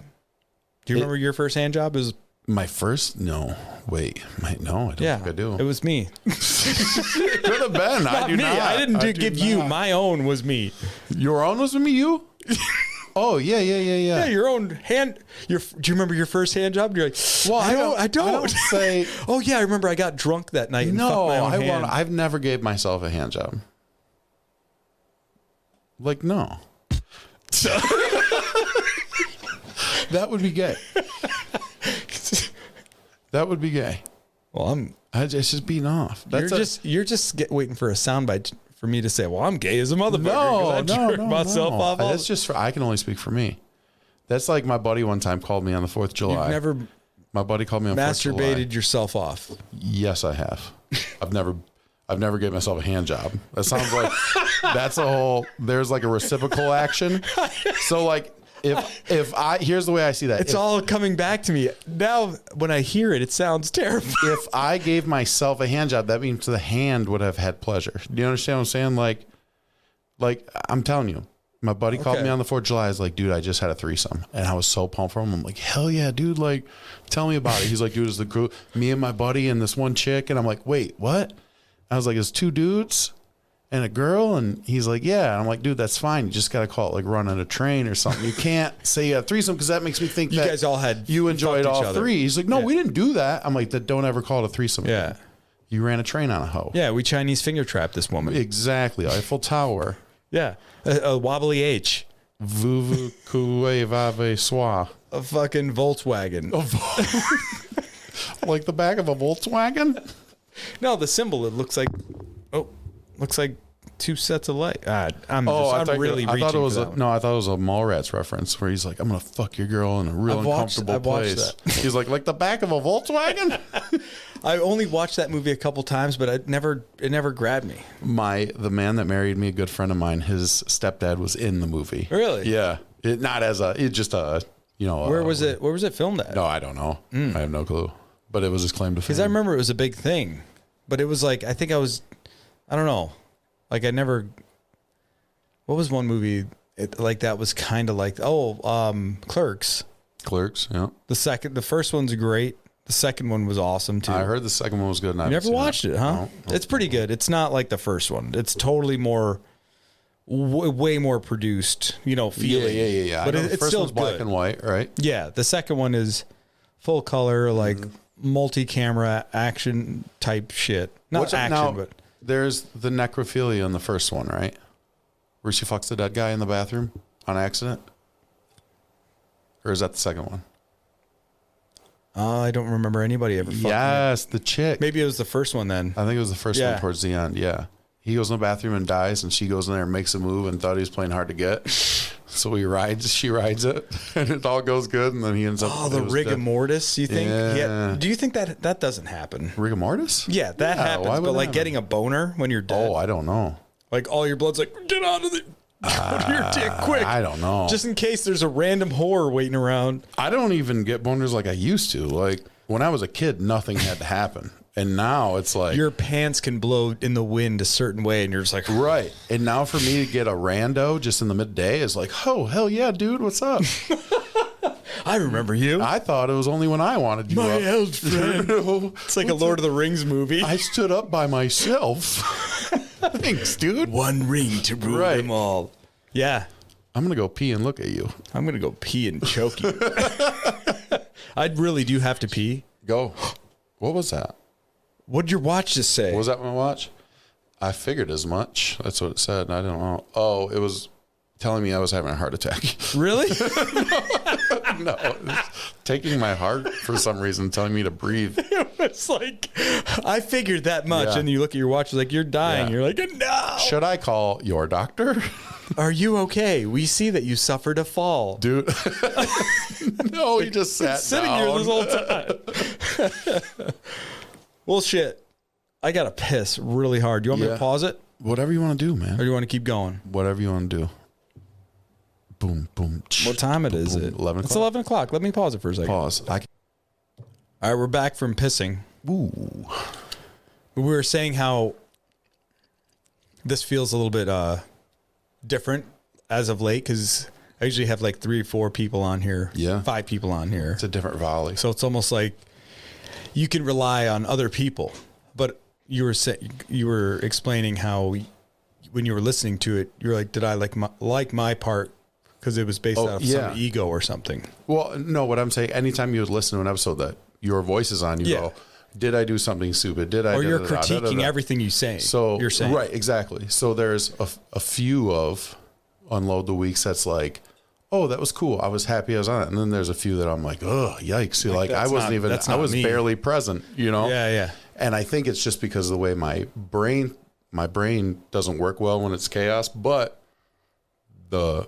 I have a blast when it's everyone in the room. Yeah. You know what I mean? Because you're just chilling. Throw the mics away. I don't care. You know what I mean? You'll be leaning back. Right. Hitting the old weed pen, having a drink and just chilling. And then you're just like, oh yeah, your mom. And then you're just like, haha. And then fade back into obscurity for a few minutes. It's a snapshot in a boy's life. You know what I mean? Yeah. Shit talking, and it's just what it is, I guess. I don't know. Growing up with a huge family, it was like that. Like, I bet. Because it's not like we were all the same age. Like it's kind of weird. Because I'm like, I had 7 sisters and 1 brother. There was 9 kids. Yeah. And it wasn't like we were all 13 or we were all 10. Like you had somebody that was born in 1970 all the way to somebody that was born in like 1990. Yeah. Wow. So in that it was like a kid every 2 years. Pretty much. Damn. Wait, 70 to 90, that's 20 years. Yeah, 20 years. That's plenty of kids. So it's 9 kids. Roughly, we would have had a 10th, but one didn't make it or whatever. And That's weird. Like living with a female was weird to me. I'd never live with a girl. I'd never change a baby until I had my own baby. I'd never even held one until I had my own baby. You know, I had an itty bitty tiny family. Like I watched a lot of that. Like, oh, mom's changing the baby's diaper, and you're a kid, so you're just like eager. You're like, oh, what's this like? And I'm like, this sucks. Like I don't want poop on me. There's diapers in my household right now. But I have poop on me probably right now. I changed poopy underwear today. Not diaper, poopy underwear. The little one took a shit and she's like, Dad, I need a wet wipe for my butt. And I'm like, what do you talk about? Turn around. I was like, oh, Jesus. Mine we took all his diapers away today. It was like somebody they just threw chocolate at her ass. I'm like, okay, you have to know that's not, if you did that and you were at school and you went back and sat down in your chair and you were pretending like everything was cool, that kid's going to remember you smelled like shit. Kids remember shit like that. Yep. In second grade, Rick West ate a red crayon and said it tasted like cherries. And now he's a financial director for like a big city somewhere. I'll never forget it. Wow. Yep. Don't let her poop her pants, John. Yeah. I pooped my pants, so I can't. Well, I pooped my pants, but I've had a good excuse for it. No, she pooped on the toilet, but okay, we're adults. We know we got to cut this thing off and not just have a turd hanging out of your butt when you wipe your ass. You put the bookmark at the end of the chapter, not just You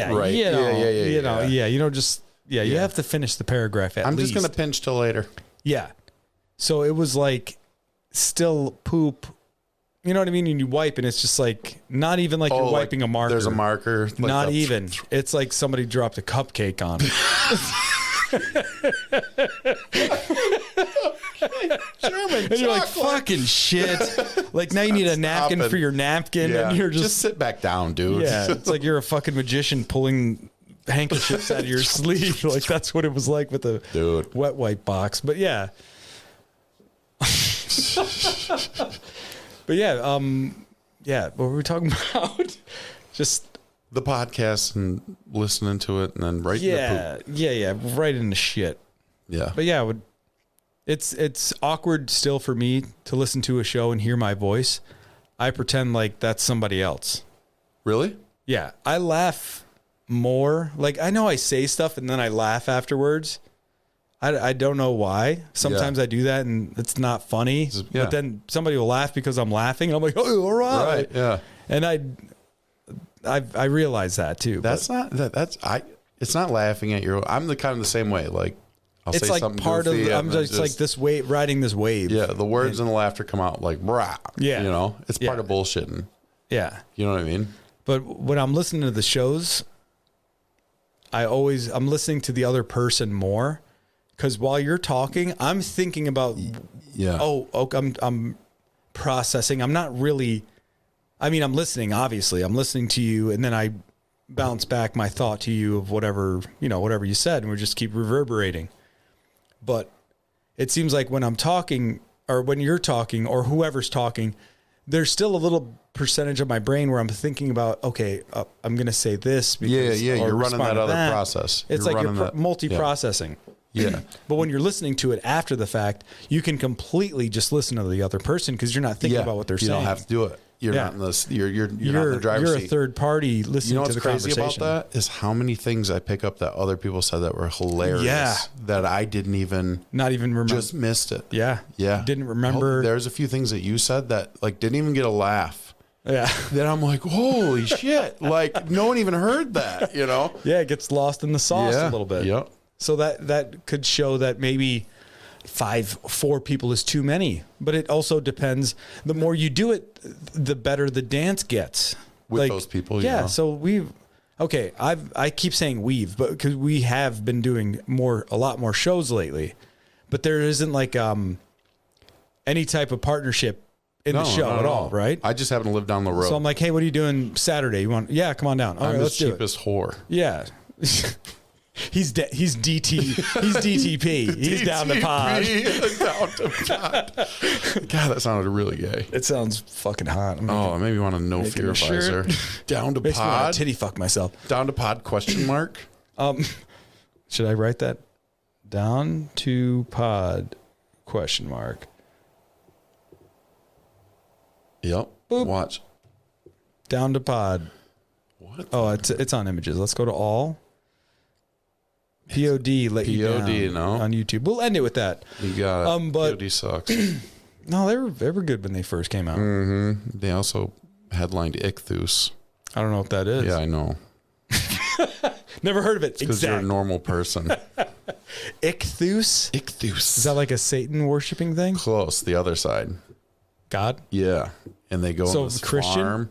Yeah. So they're a Christian band? Yeah. They have religious undertones. Yeah. Well, I know Chevelle is Christian. Are they really? Yeah. I like Chevelle. I'm pretty sure they're Christian. No shit. But they don't curse in any of their music. Yeah, you don't. They may have been just respectful to so that Christian people could still listen to it. Hey, that's fine. It's money. There's nothing wrong with that, man. But yeah.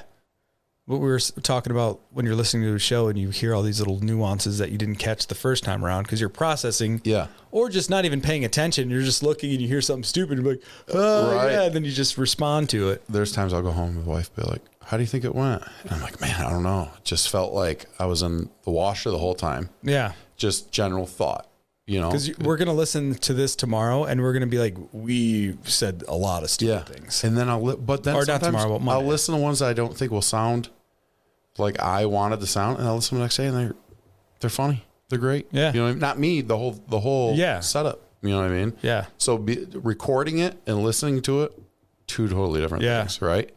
Yeah. Two totally different things. Because when you're listening to a podcast in general, you're just a voyeur. You may, let's say, oh, what's the name of that boat that sank in 1912? And you'll be like, oh, the Titanic in your head. Yeah. But they're like, oh, look that up. And then they look it up. Oh, it was the Titanic. And you're like, oh, I wish I was there because I would have said that so fast. Yeah. And you're like, oh, cool. You're the human Google.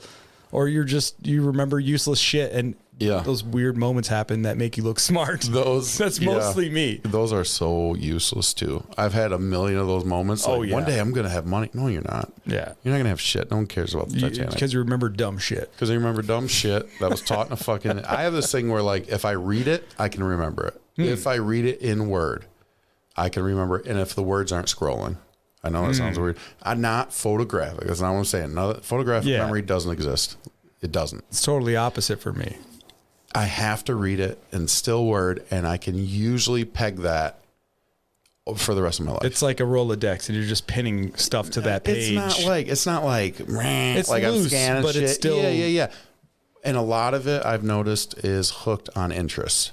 So if I have even the slightest interest, then I can store it better. Yeah, you know what I mean? Yeah. And so I remember my interests are lame. You know what I mean? You would think so, but there are probably people out there that would be like, oh, we could be best friends right now. Yeah, they're metal detectorists, and they're all on the list. That's what they're called? Yeah. Or you guys are called? No, I don't hang out with any, dude. Metal detectorist? Is that the proper term? That is one of them, yeah. Okay. Yeah, a detectorist. A metal detector. No, that's a machine. That's the machine. So a metal detector operator. That's got to be one. No. Yeah. It makes you sound like you got a license. You don't? Actually, you kind of do have to have one some places. Bond. James Listen, Bond. if I could ever get you out, here's my idea for a podcast. I'd take you metal detecting for like 5 hours and then we record. I think that would be a cool podcast. Yeah. Because then you'd be like, what the fuck are you doing with all your time? All we have is coat hangers and... You've done it before, though. I've done it a little bit in my yard and found... Right. Like remnants of fences, screws, nails, bolts, nuts. I want to show you, I want to apply the art of discrimination, they call it, of metal detecting. It will teach you what to ignore, teach you how to listen to a billion things at once, and then go, nope, that's the one. You know what I mean? Okay. That's the real trick to it, is knowing what to ignore. So like... I think that's the trick to life in general. Oh, dude. Like that's how I've been living lately. You have to. Ignore... I'm going to ignore this. Not because this episode. Yeah. Oh, totally. This is not airing. No, I'm just good. Sweet. No, I was saying, like ignoring, not just ignoring out of just ignorance. Cause I think a truly ignorant person doesn't know, or no, I'm sorry. A truly ignorant person knows better, but they choose not to make the difference. There's no such thing as an ignorant person that doesn't know they're ignorant. They're just, I don't want to say uneducated, but they're more closed-minded, I guess, or something like that. Yeah. Ignorant. If you want to stay that way, you're fine. You can find happiness in there. Yeah. But when you're not ignorant, sometimes it seems miserable. You know what I mean? When you know what's going on. Yeah. Like, do you understand? Like, they say, like, it's hard to be smart and happy at the same time. Yeah. You know what I'm saying? And luckily, I'm somewhat in the middle, not that smart, so it's not that bad. I think I'm an overthinker in general. You live too much in your head? Oh, yeah. Yeah. For sure. Is that the same John that talks or no? Sometimes. No, it's not. You liar. Yeah. Sometimes. To your wife? Yeah. Yeah. Yeah, I mean, I'm not like always worried about it's more of like what's going on in here. It's not what's going on that I can't control. Yeah. Even though I can't, like, what do you controlling what I don't know what I'm saying, but like just self-control in general. Were you an anxious person growing up? Like people looking at you, not necessarily that they were, but was this something that bothered you? Like anxious just about people's perception? Did I do this stupid? Yeah. Did I? Oh yeah. That's how I was. Well, yeah, because we grew up kind of religious. Oh, okay. So yours was a little more deep seated than guilt. I mean, it was everything you were doing was being judged all the time. Right. And even if you did it well enough, there was a moment that you could have done that well or better. Right. And that never stops. See, I've never even tasted anything like that. Like as a kid, oh, God's watching, Santa's watching, the Easter Bunny. It's like under a state of I knew, I would say, I don't want to say this too loud just in case, but I'd say like 4th grade, 5th grade. I knew it was all a sham. Really? Yeah. Do you feel it or do you knew it? I knew it. Really? Yeah. When you see Christmas presents wrapped in a crawl space that are already signed by somebody that delivers them. The fuck were you doing in crawl space, asshole? It was my friend's house. He was like, I want to show you something. And I was like, that totally makes sense. Really? Yeah. I told my girls when they were 13. Like, and I didn't tell them. I gave them the idea. What's the 5th grade? You're 11? I'd say that's about the proper age. Yeah, you're real close. Like right around there. My girl's 8th grade, 13. They'll be 14. So that makes sense. Yeah. I told them without telling them Santa was real because they all know that he's not. But I told them that spoiler alert. It's about fuck, if you're letting your kids listen to this, fuck off, dude. You're an idiot. Yeah. Where do you work?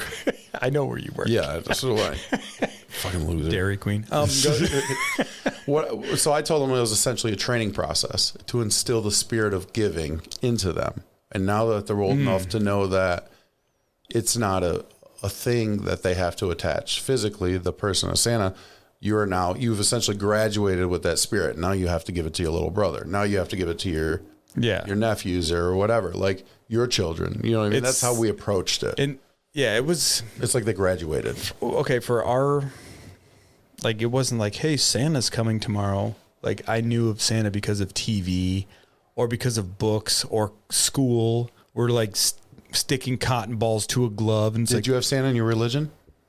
I mean, we had St. Nicholas. Were you Catholic? Yeah. Oh, okay. So, I mean, yeah, like it was Christ's birthday, but like Santa Claus, it wasn't in our family, like our nuclear group. Right. Like I knew I was like, I'm not getting anything from Santa. I'm getting stuff from the church because we didn't have money. My dad made enough money to not have money. Yeah. Mine was Old Newsboys. Shout out. I give to him every year. So I've gotten amazing gifts, like some of the coolest shit my family could have never gotten me. Yeah. Like a specialized rock hopper. Nice. What? Special. Donated by some guy from Arizona that upgraded. I'm like, this is a downgrade compared to what he has. Right. I was the shit. I was the bee's knees, his legs, arms, and his toes. Yeah. But yeah, it was always like my dad would get a bonus and he would put $20 in every end, like for the younger kids, and then the middle kids would get like 50 and the older kids would get like 75, and it would all be in ones, and like I'd have it wrapped with a rubber band at the gas station. It was like, oh, $3. Like, let me pop open my fucking. You remember wallet. the experience? He gave you the ones mattered. Yeah. I tried to tell my wife to give the girls ones. Because if you have a $100 bill, that's not that you'll forget $100. and then you have a stack of 100s, you're like, how can I divvy this up to get the most shit? I'm Johnny Flingy Fingers. Yeah, twiddly fingers. Twiddly Fingers. That's what we'll call this show. Johnny Twiddly Fingers. I don't Bringing know. it back. I don't know how to spell it, but I'm going to spell it. I believe it. But yeah, man, I think most of life is dealing with your own awkwardness at any given moment all the time. Whether Until you get so old, I think. Even then, like where I think it's a front when you're old, you're like, fuck it. Like you just expect people to be like, yeah, he's old, he's cool, right. He's done it, fuck it. Yeah. But he is or she is still going through some awkward stuff all the time. Yeah. Yeah. Everyone is though. Like, yeah. I mean, just like that crazy sticker that I always refer to, and it says we're all mad here. Yeah. Everybody has that weird anything. It doesn't matter who you are. Yeah, just in a different way. If you're trying to portray that it's perfect, you're a fucking. I'm a person people think is strange. Like that's the general. Yeah. People think is weird, and some people are turned off from me right away. And I don't dislike that person. Yeah, they probably just can't. I'm not high energy by any means, but it's. I don't know. I guess in practice, a few years ago, I kind of drew a circle around my people. Like here are my people, and you don't have to offer me anything to be in that circle. I have to love you. I have to like you. We have to get somehow. And I let people in, and sometimes people got to go out, not very often, but I give all the positivity I can and a lot of the bullshit too stays inside the circle, but who's don't, right? You know what I mean? Yeah. And I just give it to those people. That's all I can do. You know what I mean? That's the only thing I can control is in that tiny little circle, and everything outside is noise. Yeah. You know what I mean? Everything outside is noise. So if you come with me with a criticism about me, how I'm doing things, how you are, that's cool, man. That's cool.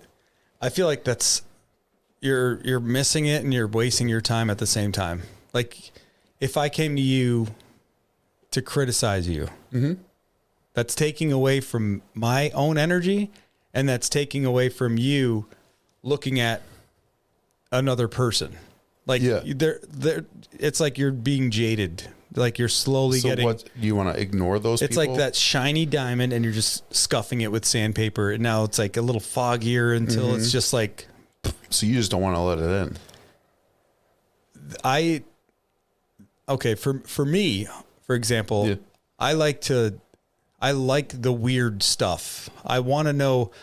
Oh, like let's say, I'm a metal detectorist.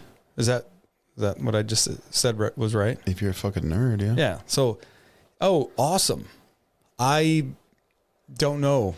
I play golf or video games, or I do a podcast sometimes when I feel like it, but I mostly work. Yeah. And I mostly try to go through my day after work with as little effort as possible and still get the basic necessities done. Right. Most of the time. Right. And then the weekends, it's, let's everything has to happen. Catch up. Yep. And then it goes so fucking fast. Yep. And it's over. You labored all weekend. That's what it is. Yep. Mostly for me.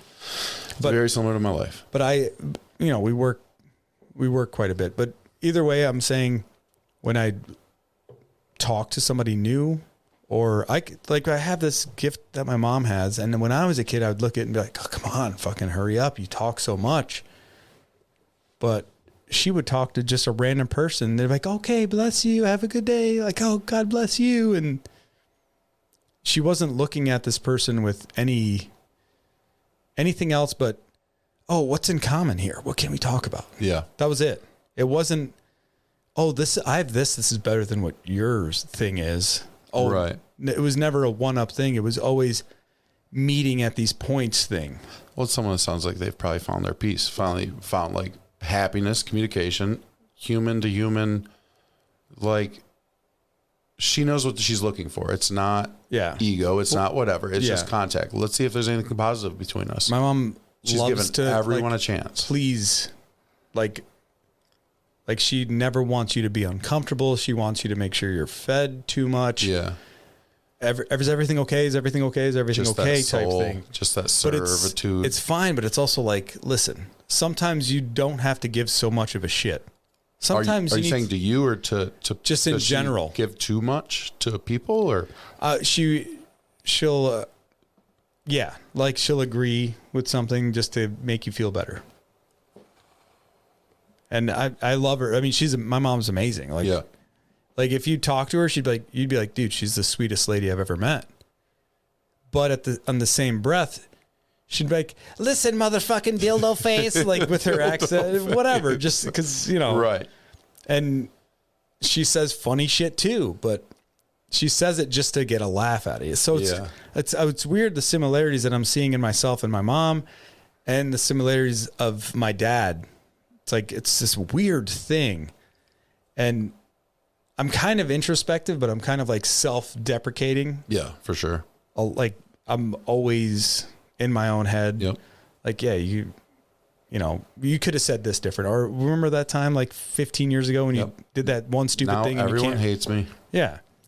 But most people I like to think are thinking like me, where they want to find that common similarity like my mom would and just talk. And we're not going to agree on everything, but that doesn't mean we're not. It's like, oh yeah, I love black licorice. I fucking hate black licorice. Yeah. But guess what? We're still having this awesome conversation, or we're still hanging out. We're still whatever. How did the disagreement define everything? It's when I try to relay a message to you, not like this. When I try to relay a message to you through a phone that you're always on and you're always looking at and you're always getting your fix from. That's the important one. And you read it the way that you would think they would say it with an attitude. Do you argue with your wife more over text or in real life? I would say the text, because I don't know your demeanor when you're saying it. So when I send you a message like, hey bro, how long you think? And then I send you the thumbs up, like, hey, what's like, how long, right. It's not offensive. Right. Or I'll send a LOL or whatever, but, or just a face, like an emoji face. Yeah. Like, oh, like, was that like when you said, I was like, hey, how long till you're here? And then you're like, nowish. And then I sent like the eye monocle face. What and then fuck? You sent me a picture of my house and I was like, you fucking creep. So I knew, like normally we have like a lighthearted comedic conversation in normal life outside of here and like mostly at work. I guess that's the normal life part. Yeah. But so I know that when you're texting me, it's not with any attitude, but it's like at home with my wife, I'm not saying she has an attitude all the time. So I'm automatically assuming that she's giving me an attitude. With more attitudes from her than. Well, no, like we don't. Right. Okay, I'm not saying our relationship isn't deep like but that. We're not deep. Emotionally invested. Yeah, we're not emotionally like. I'm not jerking you off, right? Yet. Hold on, don't tell anybody. Remember that break we took a minute ago? But I'm not. I don't want it to sound like every time I read a message from my wife, it's with an attitude. Right, but there's potential. When you read something. I think it's how you portray yourself as if you were to talk to yourself with an attitude. Oh yeah. So, oh, you didn't do the dishes today? You'd be like, oh, you're fucking stupid idiot. You didn't do the dishes. She's talking to me like I'm a piece of shit. And now she's calling me out. And I'm guilty of that. I think it was the same thing that I was talking about earlier of how we portray aliens in movies. It's how we would portray ourselves as that alien invading another planet. Right. Star Wars was all fucking human-based type whatever. Why organism is it then, and cyborgs and whatever. Why is it easier to forgive someone? Do you think like someone could have wronged you and you could just find your peace, not with the situation, just yourself? Yeah. I forgive them. Right. But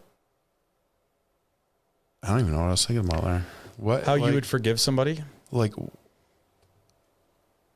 if somebody okay, here we go. I got it. Let's do it for instance. It's easier. This is just my guess about you. It's easier for you to forgive someone who wronged you than forgive yourself for something. Oh yeah. Why can't we forgive ourselves? Why can't I look at myself as like, well, I intended on these good things? That actually just happened in my own head. Like I have scenarios that play out in my head. Yeah. Everybody does. That's how you try to be prepared for the future, is you play a scenario. But mine are like, too detailed. What are you even thinking about? Why are you even wasting your brain? No, I understand. You're way up in your head. Brain internet with that. Yeah. You're constantly scanning. Like if you bought a car, like if I sold you a car from me, I sold you my car and you were driving it around for a while and I told you it was great and it worked fine and you're driving it and you're like, yeah, it's all right. And then I call you before anything happens and say, hey man, I was dishonest with you. I sold you this car and there's an issue with the muffler and you're probably going to have to get it fixed soon. I would be like, all right, no problem. I mean, that sucks, but I'll have to deal with it when I get to it. Yeah. But if I did that, yeah, you know what I mean? Like if you did that to yourself, you'd be like, you fucking asshole. Like, why would you even sell it to anybody? Right. Just sell it as is and say, hey, there may or may not be, tell me the truth right off the bat, but I could be like, sure. Okay. Like but so you're super easy on other people and super aggressive on yourself. I don't know if that makes me like, it's not like, oh, I need attention. I need people to like me. No, like I'm okay. No. Yeah. You're serving yourself up there. No one else. I just want people, I like people to be comfortable because I feel that if I come to you and we're talking and I'm not offensive to you, I'm not like making you put your guard up in any way, that I will find who you are faster because that's how I would want to be talked to. Not like, oh, like timid. And then it's like, I have to build this weird relationship with this person. And then after a few instances, I kind of gauge who they are. It's like, no, I want you to feel as comfortable as possible so you could, not like so you could share all your secrets, but show interest. I want you to feel that you can say anything to me and I'm not going to be right. Oh, you're gay or, oh, you do this. Like, well, you're weird. Yeah. Like, no, like if you say a certain thing to certain people, I've seen people react in a way where, yeah, I think he's gay or something. And I'm like, yeah, so let's just say, I'm just saying that for example. Yeah. Like, and yeah, it's weird, right? I'm like, I mean, you're weird. Right. I'm weird. Right. I haven't told you where I like to come yet, dude. Wait for it. I mean, Wait for it. It's way weirder. I do have Squirts Illustrated. 1 through 16. Right. You don't know. So, yeah, I was talking to somebody and I told them, I'm like, I don't know where your wife or your mate comes from. Or you may not even know really where they come from, but you know more about her than me. And you treat this person that had their own life experiences, however random it was, and you're at this point where you guys are showing a common interest to each other and you're invested time with this person. That was just a regular weird person too, just like everybody else. So it was almost like I don't want to like say that, oh, I gave him a lesson, but it was a conversation and I showed him my perspective where I look at you, I look at that person, I look at this person, and we're all just a dude playing a dude disguised as another dude. It's like we're just doing it in a different way. Yeah, no, I mean, and lately on the Joe Rogan podcast, I heard him say that everybody is exactly the same. We're just all experiencing life through a different way. For sure. And if you look at it and like when you're talking about humanity, if you look at it of more of a broad stroke, I feel that it's easier to find compassion, I guess, like being more compassionate, because it's like you're talking to yourself right now. You're trying to get to know yourself in this multiverse that's right in front of you right now, and you have a chance to do it right now. So show enough interest so that person opens up enough so they could talk to you like they're talking to themselves. Yeah. And why do you get a reward from that? Especially a stranger, I guess. Because I mean, it's not like I've searched that out in every single conversation or person that I talk to, but it is a big part of it. Like, I don't know. it seems I want them to talk to me like I'm like not, treat them like the way you want to be treated. Obviously, yeah, but I want the person, no matter how weird or stupid or dumb or what people say about them, when it comes to like talking to me, it's that none of that stuff even matters. Right. None of it matters. Right. You're gay. You're above the fraud. You have a weird sickness. It doesn't, like, to me, it's like. Right. You're talking to a more stable person, not the high school mentality. Like, how's that? Like, you're taking that weird medication. Like, what is that doing to you? Like, how are you feeling? Good. Oh, that's great. It's like, I saw you like tweaking your shoulder was weird. Yeah, I'm taking this thing. And you'll pick a little deeper than I will. Not too far. Yeah. I've never seen too far, but you'll hit a point way directly. Do you understand what I'm saying? Yeah. Like some of them like, okay, John's just going to get to it. And it's not in a pushy way. It's in a genuine, like, how is this? Well, like almost a journalistic way, I would say. Yeah. I guess, yeah. Like, I like how you were saying how you read something in block text, like a book or something on your phone. Maybe, I don't know if that's different for you, but for me to remember information is to hear it and listen to it and watch it. Really? Yeah. Like you can have a book about making a knife and I could watch a video about making a knife and I would get way more out of that video because I'm taking it all in. I'm mimicking motions and stuff. Well, I think we're talking about two different things. I remember a snapshot. I'm just saying, like, the way you remember stuff. Skill. Yeah, whatever. Yeah, I couldn't read about building a knife. You know what I'm saying? I can remember all of it, but if John built two, I guarantee his is badass. You know, more after I'm just saying, reading. Yeah. Like more technical. So that's why I think that also stems into conversation. Like it's more of I want to say words in a way that you've never heard them possibly, just to make it just for me. It's like a challenge for me. Right. But when I go to this person and I say, yeah, I don't know, you just seemed a little off. I was just seeing if you were all right. Yeah. Oh, that's the kind of guy. That would be normal for me. Like your eyes look different today. You've said that to me before. Yeah. You good? You tired? Like, yeah, I'm good. Yeah. And you'd be like, you just look off. And you know, I'm not saying like, hey, I knew something was going on, but you disclosed that you had something on your back that you gotten cut off. Yeah. That could have been around that same time. Yeah. Your brain was somewhere else. I could tell. Right. Yeah. And you were right away. Like, you good, dude? Yeah. I'm like, yeah, shut the fuck up, man. Yeah. Like you see somebody walking by and they're sweaty. Duh. Right. Are you hot? No, I just like to be wet. Out up there, huh? It's like you're wearing a coat and shivering, but it's like, to me, it's like, I see somebody walk by and they'll like grab a wrist just for a second and flex their wrist while they hold it. Okay, what's up, man? A little carpo? Yeah. Got the carpo, huh? Little burr. I was, you're talking about how it's almost like you're looking for this gem in people.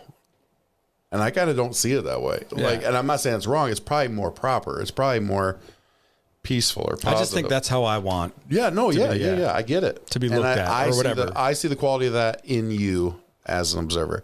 But I guess kind of like that with that circle thing is it's almost like, can I share a moment of entertainment or a laugh with this person right now? Yeah. That's outside my circle. Because if I can't, we got nothing. That's why a million people that I don't know. I've never even spoken to half the people. The circle you're talking about is probably like 6 people. Like for real. Like my close group friends. Right. But there's people that I converse with. You know what I mean? I talk to. But I've said stuff where I knew that I'm like, ooh. Yeah. Like the other day, I'm getting a Diet Coke. And I'm like, yeah, white people drink. And somebody that was, like jokingly. Yeah. They're like, oh, you don't like white people? And I'm like, yeah, sure, whatever. Right, yeah. And then somebody was like, yeah, John's racist. And I was like, well, first of all, you can go fuck yourself. So, because you obviously don't know who I am. Right. But it was all joking. But I said like, yeah, I'm going to get something white people drink. And I was like, Diet Coke. And I just said it just to be an idiot. It should have been a Starbucks. It should have been a Starbucks. Yeah, obviously. Or a 20 ounce of mayo. Or a Mountain Dew.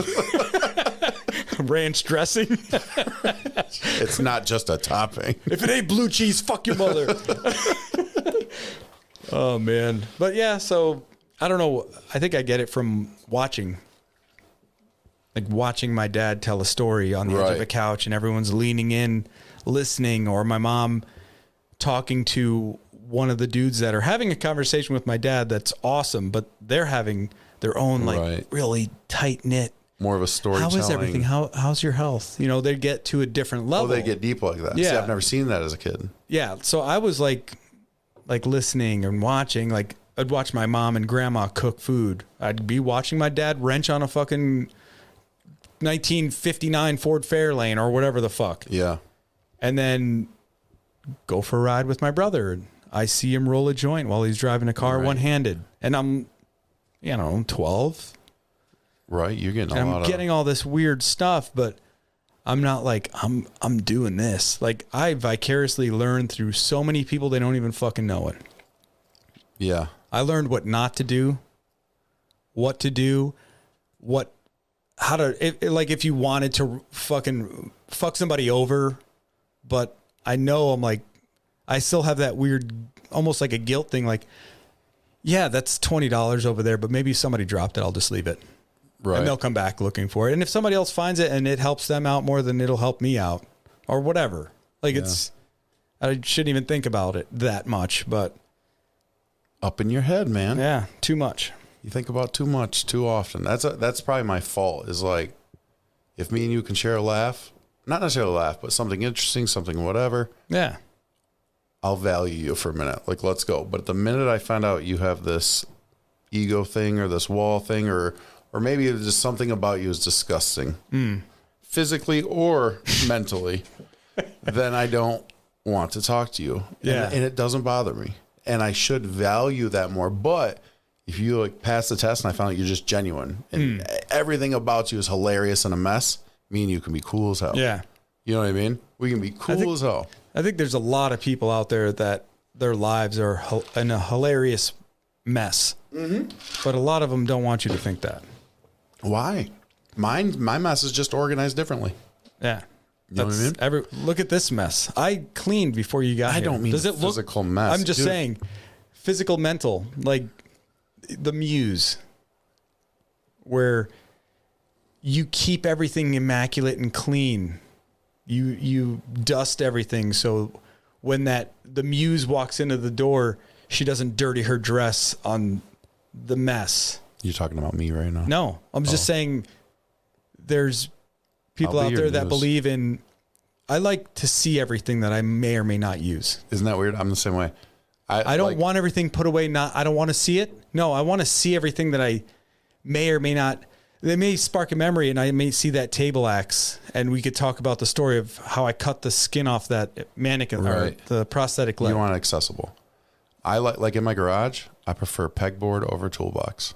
Does that make any sense? Yeah. Like I want my tools hanging so I can scan. Most of my tools are all there. Like a drill bit's right there. Everything is right there. Like not like you were saying. Yeah. There's a place, but wire, it's on that hook. Mm-hmm. Oh, that's on that hook. You know the direction to go. Yeah. The only thing that's in a toolbox are sockets. You're a madman. And I just organized my sockets in a toolbox the other day. Mine, you should see mine. You would throw up in it and it wouldn't even change. Go to Menards. They have these super cheap plastic things that have all the pre-measured and stamped holes in them. And it organizes them all right out. Yeah. I mean, I have what are those? It's like a wrench. It's like an open face and then a closed face wrench. I don't know what those are called. Like the proper tool name. A wrench. And then I have socket wrench. Yep. And I have metric, standard, like anywhere from quarter inch, 3/8 to like 3/4 inch, or almost whatever. I don't even think I have an inch. It's only 3/4. 3/4 is a big one. Yeah, that's pretty big. It's huge. Huge. Biggest. That's all you need. Phillips head, cross head, or whatever you want to call it, flat head or straight head, and a couple needle nose, a couple regular pliers. Like what else do you need? If you're building a house, you're not building your house with what you have in your house. I don't go in a house I built. You're repairing, you're fixing, you're tinkering, you're fucking around.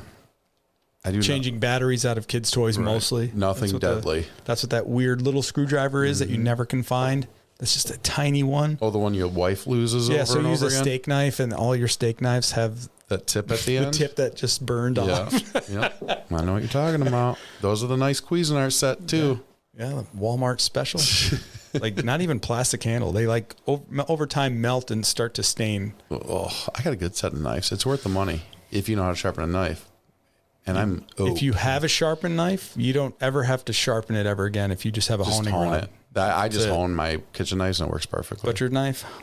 Hone it. For like 30 seconds, that thing's ready to go. Yep.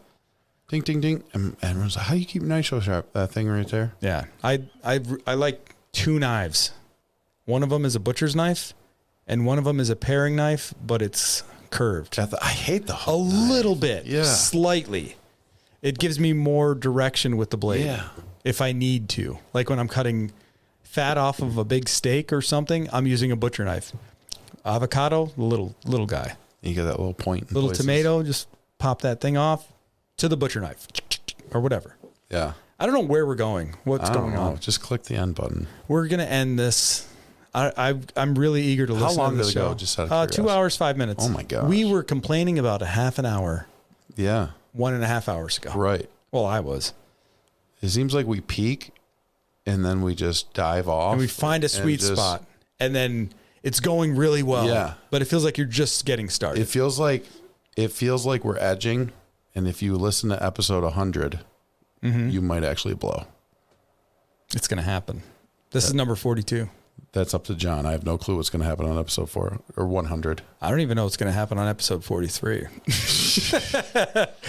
But I know I have 2 flashlights. Yeah. And I brought my boots. Okay. You got your shoes down here? Yeah, it ain't gay if you're in boots. Hey, that's why I have a pair always. I say bring your camera and post anything interesting we find to your Insta, girl. Holla. All right. Happy Father's Day, John. Thanks, man. Happy Father's Day to you. Yeah, thank you. Appreciate it. Happy Father's Day to all the dads. Yep. All the dads that don't know their dads. Whatever. No, I said all the dads that don't know that they're dads. Oh, yeah. Or, right, bye, everybody. It's more of a role rather than a biological. Do you understand what I'm saying? Technically, if you carry the 2. Father.